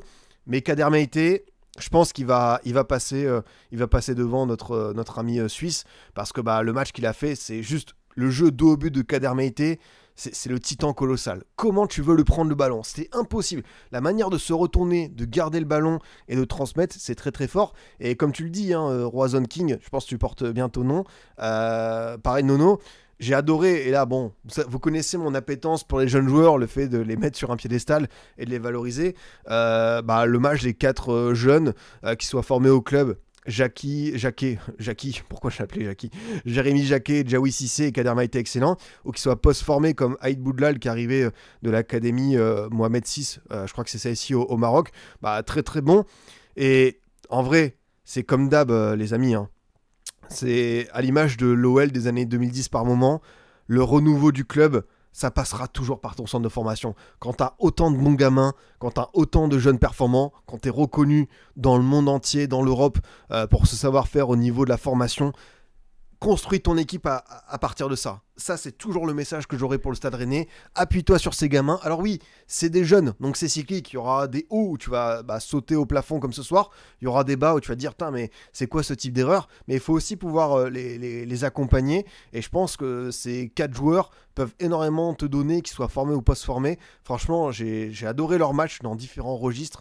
Meïté qui est décisif, Djaoui Cissé qui a beaucoup de personnalité au milieu de terrain. Je peux comprendre que c'était difficile le début de saison parce qu'il est revenu l'Euro Esport, il n'a pas une prépa à 100%, mais ce qu'on a vu l'an dernier quand il a commencé à émerger sous Habib Bey, ça méritait un lendemain, ça méritait une saison complète, et je trouve qu'il est rayonnant. Quand il est comme ça, Djaoui Cissé, il est super, super propre. J'aime énormément le voir en ce moment, hein, parce qu'il retrouve de belles choses. Et pareil, hein, on a parlé des 4 jeunes, mais ce Stade Rennais-là, finalement, je pense que Habib Bey a trouvé son 11, peut-être brassier un petit peu fragile. Est-ce qu'il n'y aurait pas un retour de Rouault, voire Seydou? Ça pourrait être une alternative. Sinon, je bouge pas les 10 autres joueurs. Je trouve que ça s'entend très très bien, c'est complémentaire. Altamari, quand il est comme ça en piston, avec son énergie, il peut te faire beaucoup de dégâts. C'est un joueur que j'adore. Alors il va pas te faire comme d'hab des stats de fou furieux, mais Altamari il te dégage un vrai truc. Frankowski aussi, c'est vrai qu'il a fait son match. En fait c'était ça aussi le problème du Stade Rennais, c'est que tu avais des joueurs par moment, Le Paul qui pouvait faire son but, Samba qui pouvait faire un arrêt, Jacquet qui pouvait faire une belle interception, mais les 7-8 autres, soit ils se cachaient, soit ils étaient pas bons. Et là, pour la première fois, je pense, c'est pas un hasard, hein, désolé pour l'analyse cliché, on a eu un match abouti jusqu'au bout, parce que tu as eu un Stade Rennais où tout le monde était à 100%. Tu vois, même le match de Rongier à la récupération est très propre dans son rôle un petit peu de joueur de l'ombre. Camara, je l'ai revu, bien. Le Camara de Brest avec des belles projections, avec une grosse activité au milieu, l'envie de faire mal à l'adversaire, c'est difficile de lui prendre le ballon. Et c'est vrai que tu sors de cette 3e victoire de la saison, comme je vous dis, le chemin est encore long, il va falloir confirmer dès vendredi au Paris FC. Mais ouais, tu respires de la part d'Habib Bey, t'étais à 2 doigts de sauter, comme on dit, hein, t'avais le billet qui était prêt pour le Ouigo, direction Paris, le plateau du Canal Football Club, et finalement tu restes. Et il a su bénéficier de ce sursis, et c'est vrai que les échanges ont été intéressants parce qu'apparemment la direction a convoqué le staff, et un peu la question c'était est-ce qu'ils avaient encore l'envie, est-ce qu'ils n'étaient pas démoralisés, et visiblement le staff ils étaient hyper conscients que d'un point de vue comptable et des victoires ça suffisait pas, mais ils se disaient bah bon on a quand même essayé de mettre quelque chose en place, et c'est vrai qu'il y a certains matchs on a été très déçus, la fameuse rencontre à 11 contre 10 contre Lens, on a vu par quelques bribes des séquences super intéressantes. On a vu qu'il y avait des joueurs de Ligue 1++ dans ce Stade Rennais-là. Mais maintenant, il manquait encore une fois cet aspect mental, le fait que tu pouvais t'effondrer à tout instant. Et là, bah, ils sont parvenus enfin à aller chercher cette victoire contre une équipe du haut de tableau. Donc non, bah, c'est vrai que là, pour Rennes, il n'y a pas grand-chose à dire de plus que bah, les valoriser, parce que je trouvais que leur match était très très bon. Même Ait Poudlal, tu vois, je crois que c'est son 9e ou 10e match, lui qui a fait aussi un prêt à Amiens.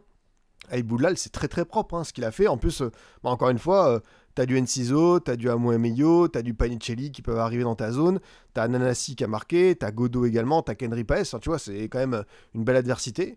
Et il a fait un vrai bon match de patron, et c'est vrai qu'il avait pris un rouge dès la 30e contre l'OM. Mais là, j'ai l'impression que Habib Beye a envie de compter sur lui parce qu'il s'est rendu compte que sa défense à 3, avec Rouault notamment, bah, ça fonctionnait pas. Et là, non, c'est hyper satisfaisant. Alors, un petit point, entrée. Ludovic Blas, qui était pas là à Toulouse, est rentré. Il a eu d'ailleurs une belle situation de frappe un peu à l'entrée de la surface comme il aime, mais ça s'est pas conclu. Et Seko Fana est resté sur le banc.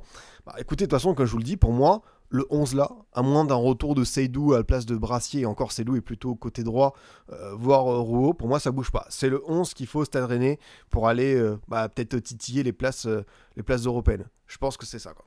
N'empêche d'avoir une profondeur de banc avec Mbolo, Merlin, Rouault, Blas, Seko, il n'y a pas beaucoup de clubs en Ligue 1 qui peuvent dire de même. Ah bah c'est sûr qu'après bon, c'est plus le Fofana de 2023, c'est plus certains joueurs qui étaient à un niveau excellent par le passé, il y en a certains qui restent jeunes, mais oui, c'est quand même un atout pour une équipe hors Europe d'avoir un tel banc. Après, on sait que le Stade Rennais a mis les moyens sur le mercato, le Stade Rennais a une grosse masse salariale, donc c'est normal aussi qu'on soit, nous, observateurs extérieurs, hyper exigeants avec cette équipe, en disant on veut pas que le Stade Rennais gagne la Ligue 1, on veut pas que le Stade Rennais soit en Ligue des Champions, mais au moins aller chercher une place européenne parce que t'en as d'autres qui vont piocher physiquement, il y a un coup à jouer, donc on va voir.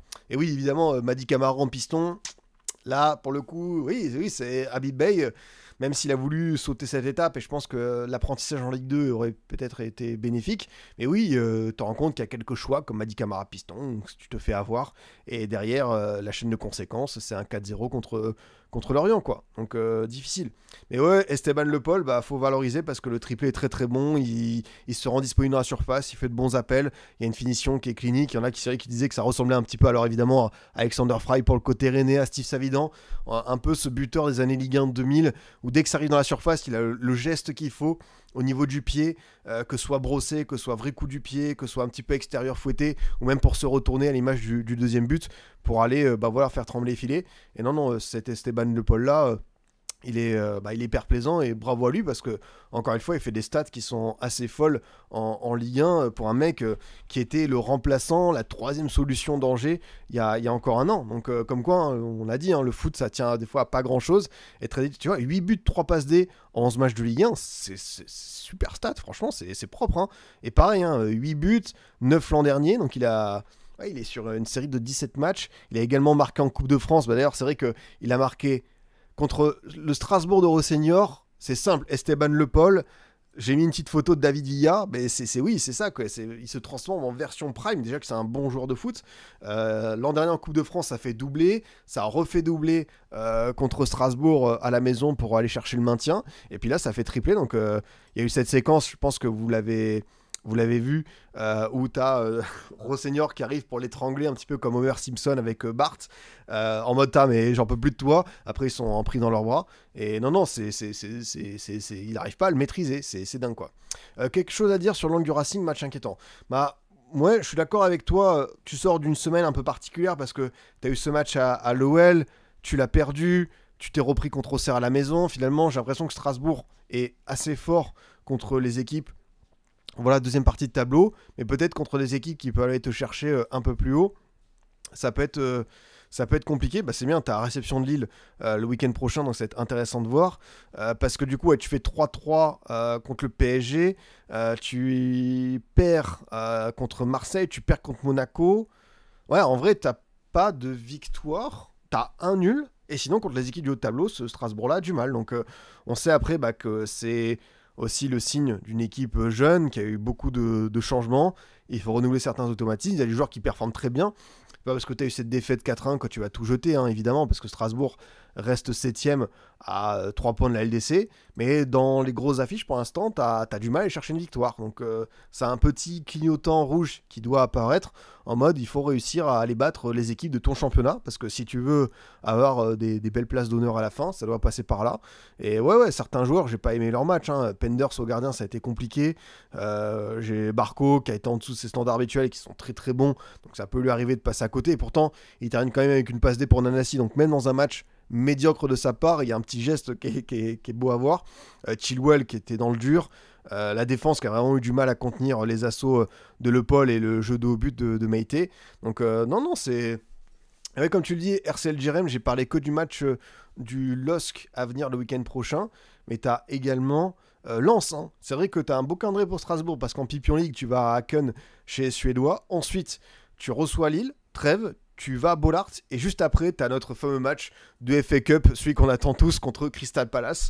En vrai, t'as sur le papier, belle affiche hein, pour la Pipion League 1. On est content hein, en espérant voir. Bon, après, peut-être que Glasner fera tourner, mais on a vu que quand il fait tourner à Liverpool, il fait pas non plus une équipe COD, donc ça va être intéressant à voir dans ce sens. Et ouais, le calendrier de Rennes, juste pour terminer. Rennes qui du coup, qu'est-ce qu'ils vont nous faire nos petits Rennais? Rennes qui donc va au Paris FC. Ensuite, tu reçois Monaco, tu vas à Metz, tu vas au PSG, derby breton contre Brest. Et après, c'est la trêve et au retour, tu vas à Lille. Donc, ouais, c'est pas mal de voir cet enchaînement de matchs parce que finalement, c'est vrai que il reste 5 matchs de Ligue 1 avant la trêve de Noël, donc tu vas pas non plus avoir beaucoup de rencontres de Ligue 1. Je sais que tu auras de la Coupe de France aussi aux alentours du 20 décembre, donc on va voir quoi. On va voir pour ça quoi. Ah non, Scipion il est moyen mais pas médiocre son match, ses orientations de jeu, la récupération il s'est projeté, il m'a pas été servi, techniquement pas d'erreur, je me suis focus sur lui. Ah non mais quand je dis médiocre c'est par rapport à ses standards habituels. Barco je dis pas que c'est un joueur médiocre, hein. Tu as dit même ça passe D l'illustre. Je dis juste que c'est vrai que comme il nous a habitués à quelque chose de tellement génial, pour moi Barco il est dans mon équipe type de Ligue 1 depuis le début. Mais c'est vrai qu'il a peut-être été un peu plus dans le dur, mais ça peut arriver, hein. Barco ça reste aussi un jeune et dans un match où collectivement Strasbourg a du mal à exister, il n'a pas été à la fête ce soir. Ensuite, on arrive sur le multiplex de 17h15 avec 4 matchs et ce Lens-Lorient. On peut le dire un petit peu en trompe-l'œil parce que tu as une victoire 3-0, tu as un clean sheet. Lens qui rebondit bien après son horrible défaite à Metz où ça n'a pas du tout bien tourné, qui va chercher les points qu'il faut.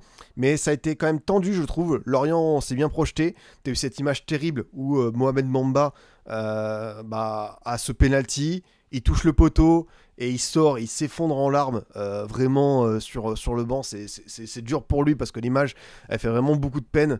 Donc je vais pas lui souhaiter un bon rétablissement, mais je vais espérer que voilà, ça aille bien au niveau du moral parce qu'on sait à quel point pour les attaquants qui sont dans les clubs du maintien, rater un penalty et ce genre de scène c'est difficile.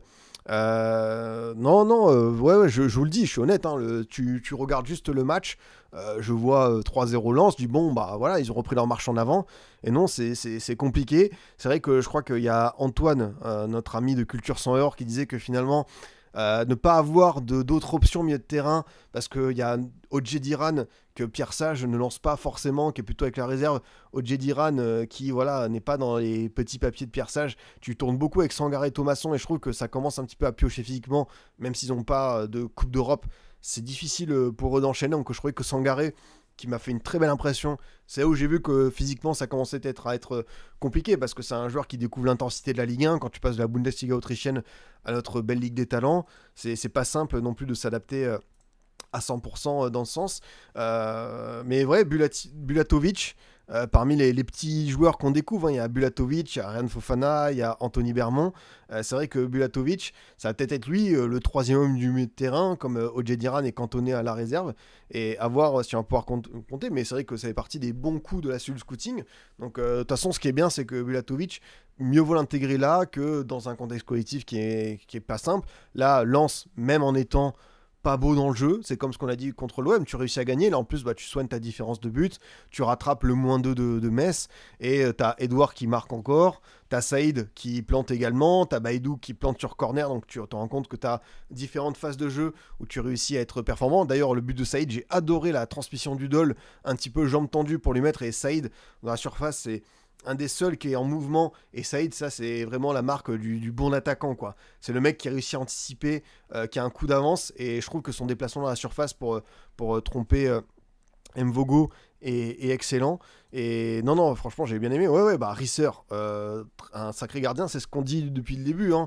Lens, peut-être que tu vas voir des états de forme disparates sur toutes les recrues, mais au global, le mercato de Monsieur Jean-Louis Descas, parce que Robin Risser, on a pas mal parlé de jeunes gardiens depuis le début du live. Mais Risser, tu changes de dimension, tu arrives dans une équipe ambitieuse, tu récupères la succession de pas mal de bons gardiens.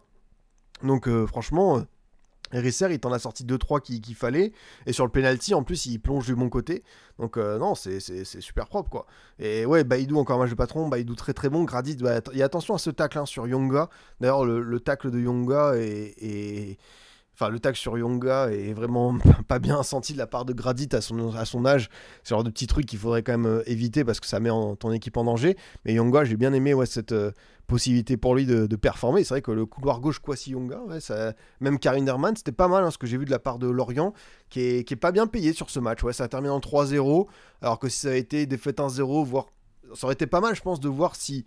il y a eu cette égalisation sur penalty, je suis pas sûr que Lens aurait pu aller chercher ce match, même si tu vois que tu as quelques options qui peuvent sortir du banc, avec, bon là Siema est pas rentré, mais tu as Guilavogui, tu as Sotoka, tu as Fofana, tu as Abdoulamine, mais là pour le coup, Lens va se contenter de ça, et c'est très bien, faut gagner des matchs en étant convaincant dans le jeu, faut aussi aller chercher ses victoires quand il n'y est pas, et quelqu'un l'a dit aussi au passage, on dépend de Thauvin dans la créativité en ce moment, c'est dur, et malheureusement c'est personnel, ouais.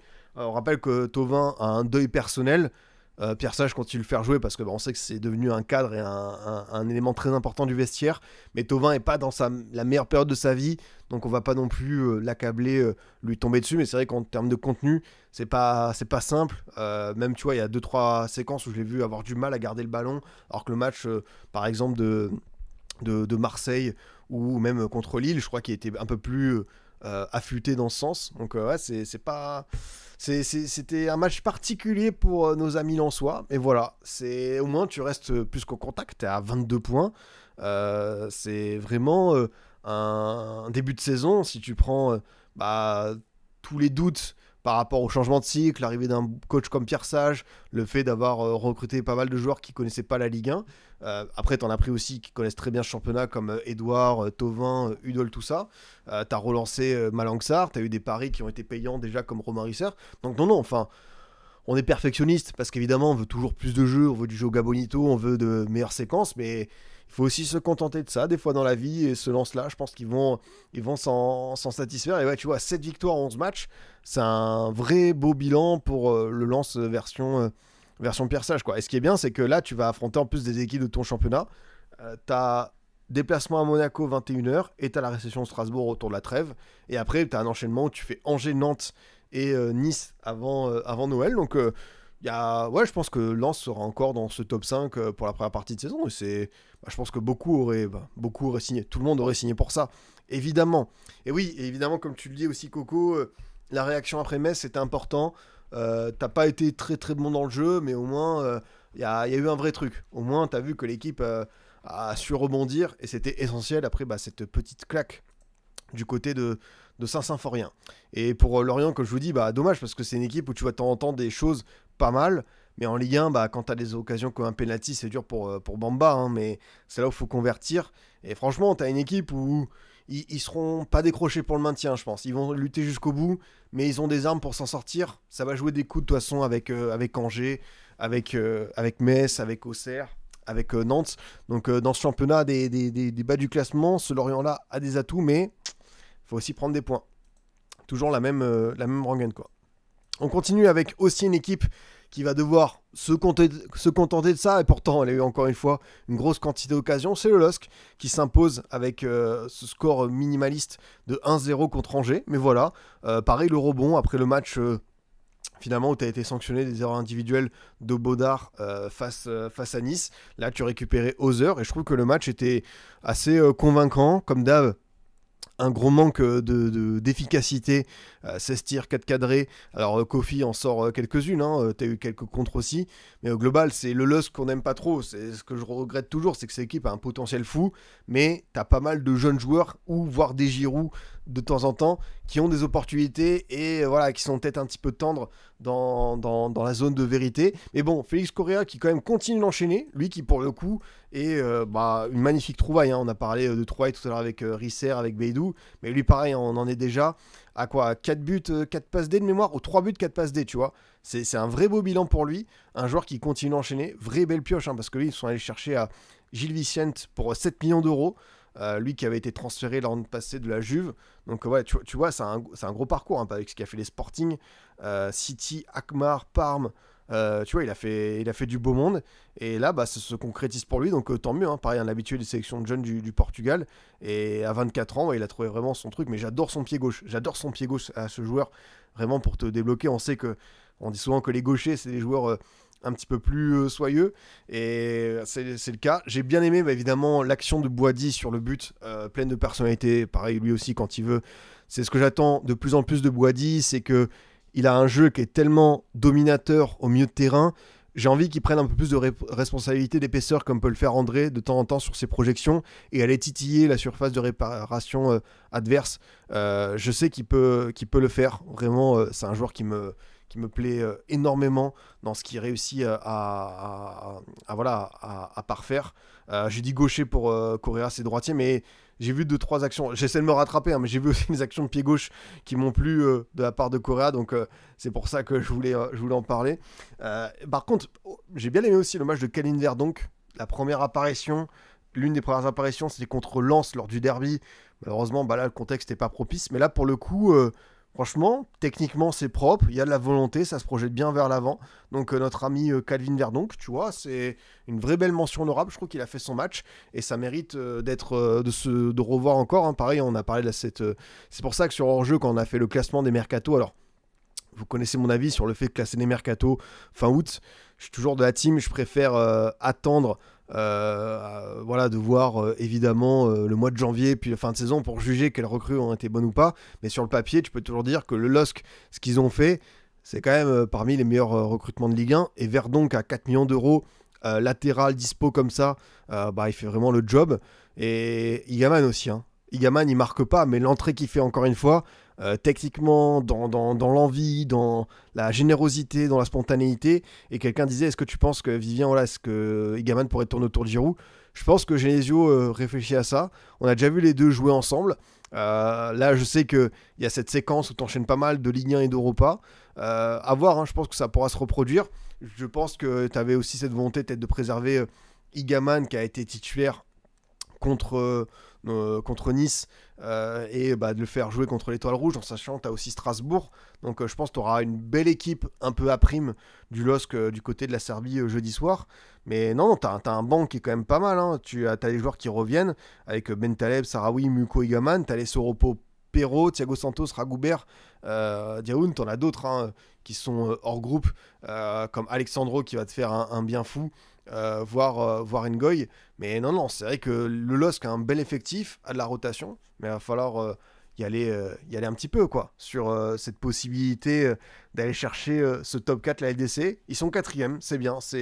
Tu vois, là j'ai mon classement en Ligue 1, sauf que j'inverse Monaco et Lens. Le classement que j'ai donné en début de saison, on est à peu près sur ça. Donc on va voir jusqu'où ça peut aller. Mais je pense que Lens a une belle tête de trouble faite.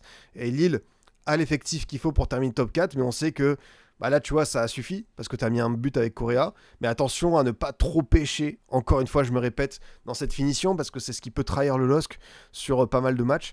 Et ça a été le cas dans le passé sur la saison. Prochaine trêve, tu penses faire un bilan des différents mercatos?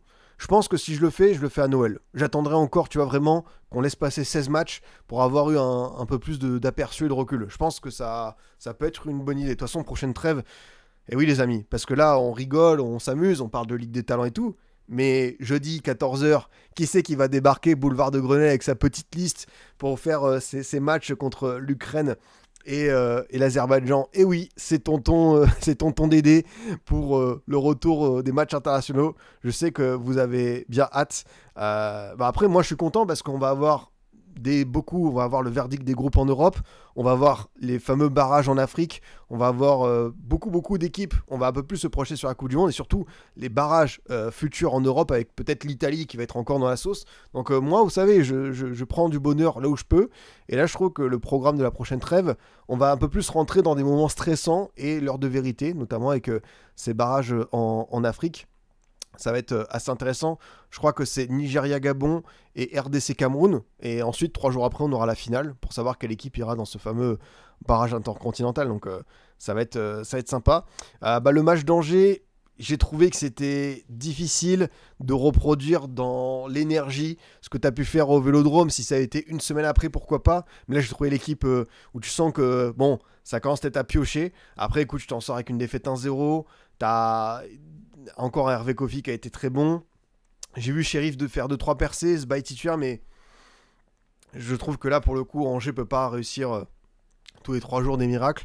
Et après, évidemment, quand tu prends en compte victoire contre Lorient, concurrent direct, match nul au Vélodrome, défaite seulement 1-0, c'est pas non plus critique. Et là, tu as 2 matchs qui arrivent où tu fais finalement Auxerre réception. Donc là, pour le maintien, c'est très important. Et tu vas à Toulouse. Tu peux aller faire un résultat là-bas et ensuite tu enchaînes avec Lens, Nice et Nantes avant la trêve. Donc Angers, de toute façon, il faut aller. Pour eux, le principe, comme je pense qu'ils vont avoir un peu plus d'argent pour recruter cet hiver, ils ont pu enregistrer ce bail et je pense qu'il y aura 2-3 renforts. C'est ne pas être décroché après la première partie de saison et je pense que ce sera le cas. Donc ensuite, ils peuvent peut-être aller chercher leur maintien comme il faut, quoi. Suite de nos petits débriefs avec malheureusement la déroute du côté de la Bougeoire pour le FC Nantes qui retombe dans ses travers, qui au niveau de l'envie c'était pas dingue, les erreurs individuelles ils se sont fait plomber là-dessus. J'ai valorisé Tati parce qu'il a fait un match fou au Paris FC, mais là pour le coup il y a des erreurs individuelles qui conduisent à des buts, à l'image du premier de Abouachvili qui offre cette ouverture du score à Metz. En plus, Lopez se fait percuter, Lopez sort sur blessure, donc à voir s'il va se remettre sur pied pour le prochain match. Mais ouais, Nantes, faut sortir le costume de sénateur et mettre, être un petit peu dans le charbon. Et là, c'est clairement, on l'a dit, c'est une séquence qui est décisive pour Nantes, à savoir Metz, Le Havre, Lorient de mémoire. Les équipes où tu dois aller chercher impérativement des points et te sortir de cette zone rouge où tu es quand même englué depuis pas mal de temps. Et franchement, j'ai pas aimé leur match. Je trouve qu'ils ont pris ça un petit peu de haut. Quelques jours plus tôt, t'as vu ce match contre Monaco qui était très intéressant dans l'envie, mais bon, je t'ai fait punir sur 5 buts. Et oui, comme tu le dis, Tati, il a fait son match, t'en prends 5, mais il a pas été ridicule, loin de là. T'as vu un très bon Guirassy, t'as vu un excellent Ablin. Et là, pour le coup, je sais pas ce qui s'est passé, mais vraiment, les joueurs ne rendent pas de service à Luis Castro. Et moi, vous connaissez ma peur par rapport au Kita. C'est que si là, sur la prochaine journée, voire pire, après la trêve, tu ne fais pas les résultats qu'il faut contre Le Havre et Lorient. Alors, on a vu quelques entraîneurs qui ont été libérés récemment, notamment un certain Patrick Vieira. Alors, on va pas non plus faire l'éternel retour de Comboiré, mais comme Comboiré a été annoncé à Metz, et d'ailleurs, depuis que Comboiré a été annoncé à Metz, les mecs sont sur 4 buts, 2 victoires, 2 clean sheets. Vraiment, il fallait ça pour se réveiller. Mais attention, la rumeur Patrick Vieira, qui a déjà existé à Nantes, ça peut être le cas. Alors, il y en a un autre qui malheureusement a vu son aventure se terminer, c'est Will Steele du côté de Southampton. Pour ceux qui n'ont pas suivi, Will Steele s'est fait débarquer par les Saints parce qu'il a enchaîné encore une défaite. Enfin, en gros, ils sont à 2 victoires en 13 matchs et tu as également une 21e place sur 24. Pourtant, tu as recruté pour 50 millions d'euros, tu es descendu du PL. Alors ok, tu as la relégation, mais tu as un bel effectif. Et Will Steele, il s'est fait lourder, donc ça n'a pas pris pour lui en Angleterre. Voilà, t'as quelques noms, et après, écoutez, je vous souhaite pas du Pascal Duprat, des personnes comme ça, mais attention, parce que Patrick Vieira, ça parle à tout le monde en Ligue 1, surtout au Kita, donc pour moi, il y a un monde où ça peut peut-être se faire, mais je me dis que Comboiré, s'il revient encore une fois, waouh, franchement, chapeau l'artiste, quoi.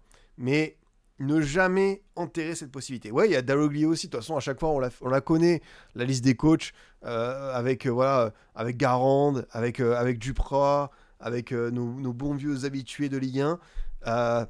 Il y a une autre possibilité, parce que du côté de Bastia, je crois que Tavenot, c'était fini, mais il y a aussi le directeur sportif, un dirigeant de Bastia, qui est parti, les amis. C'est Fred Antonetti. Et est-ce que Fred Antonetti serait pas aussi, tu vois, l'idée à sortir de la botte, comme ça, hop, tiens, on va vous surprendre. Montagnier également. Alors, tu vois, Gourvenec, Derzac, c'est vrai que Gourvenec, ça s'est tellement bien passé quand il a débarqué. Et Derzac, lui aussi, en fait, il s'est fait de la relation avec l'Equita quand même.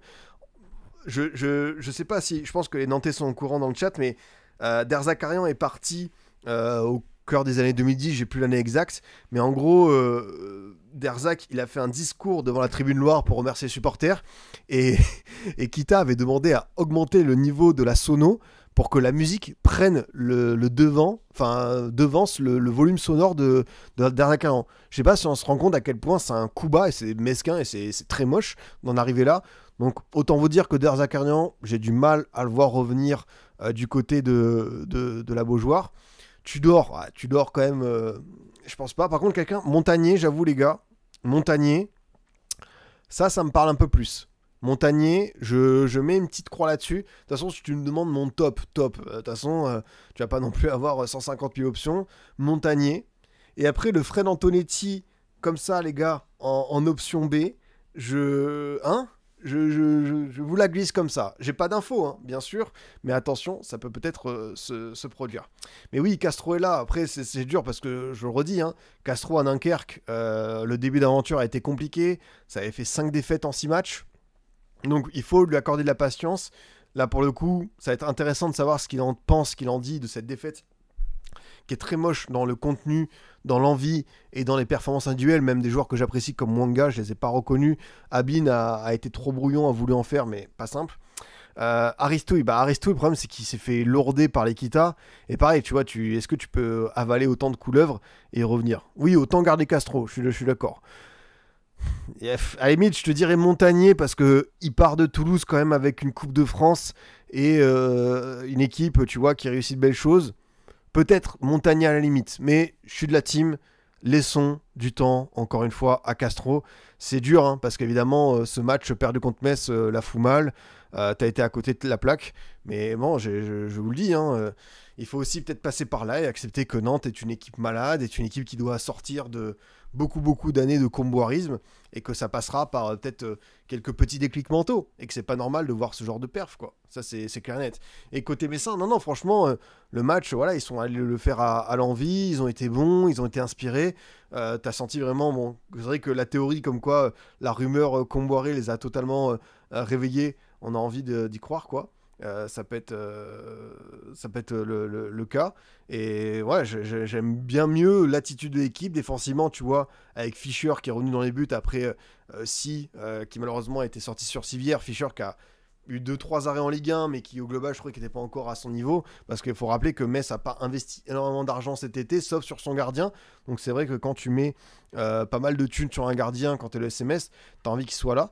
Mais non, tu vois, Tchèque Sabali qui est à l'origine du but, Abid Diallo qui plante, tu fais tout ça sans notre grand copain Gauthier Hein, et tu te dis que finalement ce FC Metz là, bah voilà, hein, tu t'accordes cette semaine enchantée, un peu inouïe. T'as le match qui arrive contre Nice, tu vas à Brest, et c'est bon, t'as Ligue 1 enfin lancé. Et c'est ce que j'espérais pour eux, parce que on peut se moquer, on peut dire pire équipe de l'histoire et tout, mais voilà, j'ai toujours une pensée pour les supporters, ça va pas être simple d'être dans cette posture-là. Et le match, en vrai, je trouvais qu'il était bien plus convaincant, quoi. Là, c'est clair, c'est clair. On joue l'Europe Pipion. Alors, si on vous avait dit qu'après 11 journées de Ligue 1, le FC Metz ne serait qu'à 11 points potentiellement de l'Europe, qui l'eût cru? Après, évidemment, c'est un bon gros troll, mais comme je vous le dis, ils passent devant Auxerre, ils sont qu'à un point de leurs rivaux, 2 de Brest et Angers. Donc, il y a... Voilà, ils y sont enfin rentrés dans leur championnat, quoi. Ça, c'est clair et net, quoi. Kita est corrompu à la moelle et fait bosser que ses potes. Ah bah après, c'est un souci majeur pour notre ami Valdemar, hein, qui enchaîne, comme toujours, les mauvais choix. Moi, j'ai bien aimé sa volonté d'aller chercher le personnage principal, le protagoniste, qui devait faire le renouveau du FC Nantes, à savoir Castro. J'espère juste qu'on va pas retomber sur un Kita comme Aristouille, qui va être un petit peu impatient, quoi. On sait que à tout moment, ça peut le lourder. Du coup, Metz, avant la trêve de Noël, ça fait Nice à la maison, Brest là-bas, ça reçoit Rennes, ça va au Cerf, et match de gala contre le PSG. Bah, tu vois, chaque match n'est pas évident, hein, mais tu te dis que si tu prends 3-4 points, est-ce que les autres auront pris plus de points que toi avant Noël? À voir. À voir, ça va être intéressant de se projeter. Et enfin, on termine par ce 0-0 entre Toulouse et Le Havre. Bon, on va pas en garder grand-chose de ce match. Concrètement, c'était triste. T'as quand même Soumaré qui se procure 2 belles situations avec un tir sur le poteau. J'ai beaucoup aimé l'action où il réussit à s'obtenir comme ça en 1-2 séquences de touche de balle une belle opportunité de tir. T'as Rest aussi qui en sort une belle. Côté toulousain, j'ai trouvé qu'ils ont... En fait, c'est une configuration où on savait que Toulouse allait peut-être laisser un petit peu le ballon au Havre qui a plus la possession que l'an passé. Mais on s'est rendu compte aussi que quand il fallait faire des fois le jeu ou se procurer beaucoup plus de situations, c'était un Toulouse un petit peu malade. On est obligé d'en parler, ce match a existé. Et oui, ce match a bien existé, les amis. Il faut évidemment qu'on passe par là. Non, c'est dommage parce que c'est le genre de rencontre où, quand je vous dis, ce Toulouse-là, il faut pas grand-chose pour moi pour que ça bascule dans la fameuse belle zone. Voilà, cette zone-là. Ils sont à 15. Tu vois, s'ils avaient une victoire, ils seraient à 17. Ils seraient qu'à 2-3 points de l'Europe. Et je pense que ce Toulouse-là a les armes. Ligue des Champions, c'est trop loin. Mais ce Toulouse-là a son mot à dire, je pense, pour la bataille dans la Pipion League. Et là, tu vois, il concède des points contre, par exemple, cette équipe du Havre, alors qu'ils pouvaient aller chercher. Enfin, ils ont au moins le secteur offensif. Et surtout, il y a un joueur que j'adore de plus en plus, les gars. Dayan Metali. Franchement, la puissance physique dégagée par ce gars, c'est... il m'épate. Il a des jambes, il a des cuisses. C'est juste spectaculaire ce qu'il arrive à dégager comme impression. Je suis vraiment fan de ce joueur qui découvre en plus la Ligue 1, qui est un défenseur central de métier, qui est en train de s'imposer comme petit à petit une des références à ce poste de piston. Pour une première saison en Ligue 1, c'est très très fort. Le TFC l'a prolongé et je pense que c'est une très belle chose parce que lui, au niveau des sollicitations, des opportunités, alors j'allais vous dire, si je suis le PSG, je vais là-dessus. Mais t'as un certain Nuno Mendes qui est devant.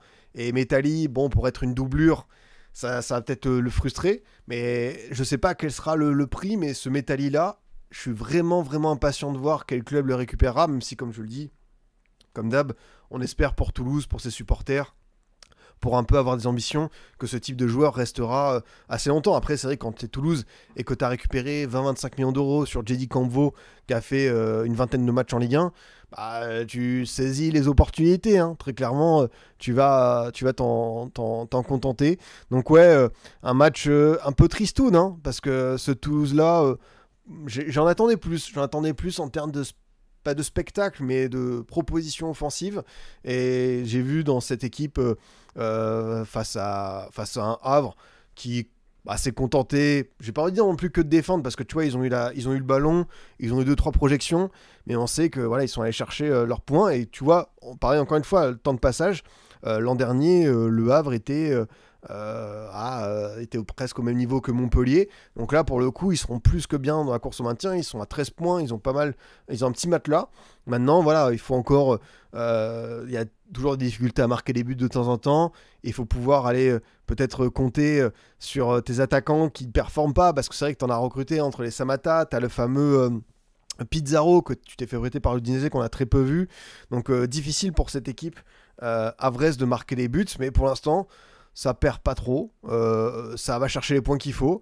Et ouais, par rapport à l'an dernier, je vois une vraie nette différence. Et ce sauvetage à la dernière minute, ça les a un peu transformés, et c'est devenu une équipe difficile. Quand elle est vraiment impliquée bien, ce Havre-là peut embêter quasiment tout le monde en Ligue 1. Bon, on l'a vu, tu vois, les 30 premières minutes au Vélodrome.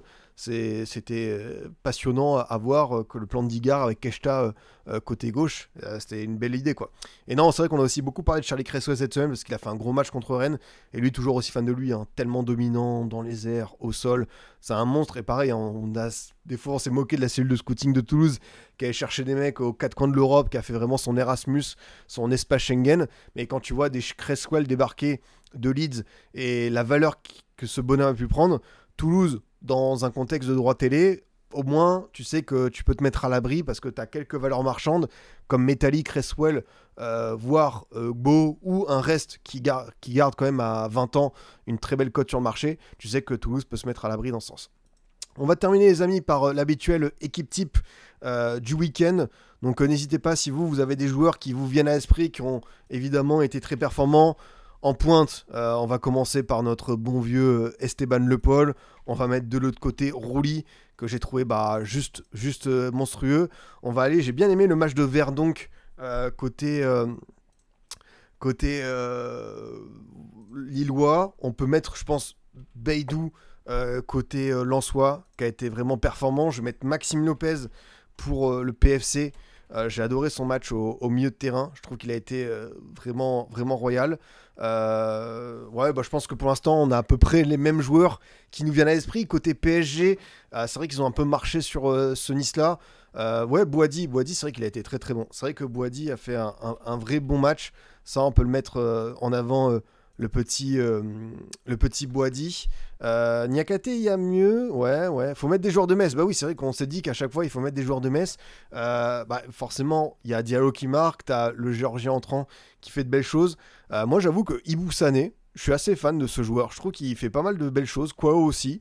C'est vrai que Kwao, on peut mettre deux Messins. On peut mettre Kwao et Ibou Sané qui font vraiment de belles... Kwao, c'est ça. Hop.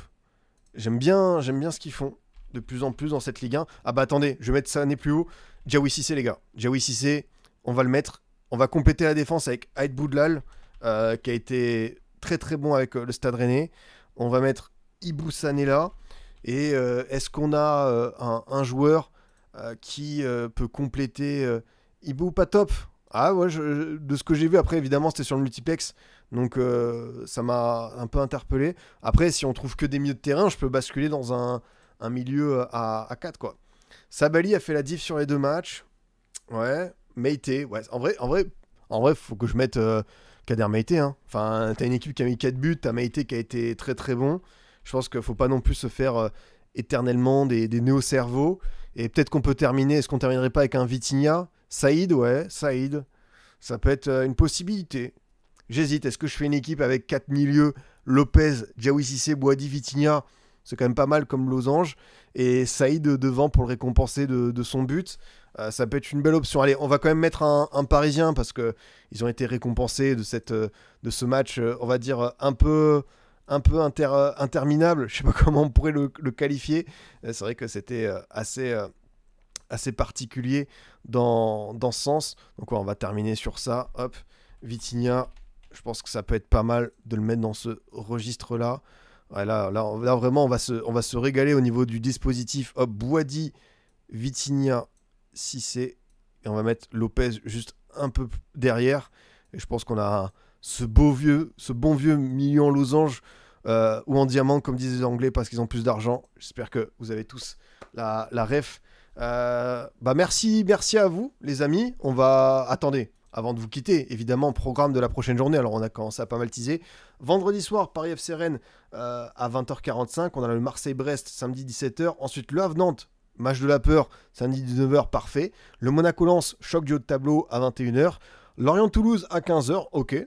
Allez, on y va. Le Metz-Nice dans le multiplex, accompagné d'Angers-Auxerre et de Strasbourg-Lille. Strasbourg-Lille dans le multi, c'est pas mal, hein, c'est propre. Hein. Et ensuite, on a ce Lyon-PSG qui conclura cette 12e journée avant 2 semaines de trêve internationale. Merci à vous les gars, c'était un immense plaisir. Je pense que je vais faire un petit raid, ouais, comme tu le dis, Stradri. Merci à vous de m'avoir accompagné, c'était super sympa comme toujours de pouvoir discuter avec vous. Demain, je suis chez les copains d'Orjeu, donc vous pouvez me retrouver avec toute la bonne équipe. Week-end mitigé pour Bose qui fera son retour, vous pouvez le deviner. Nous, on se retrouve mardi soir pour débrief Ligue des Champions, également le mercredi. Donc on a deux beaux lives LDC qui arrive. Comme toujours, n'hésitez pas, les commentaires, le référencement, les étoiles, les likes, les abonnements, ça m'aide, ça me soutient toujours. Donc allez-y, bombardez ça. Merci à vous les boss et je vous dis à très vite. On se retrouve mardi soir et demain sur jeu. Salut à tous.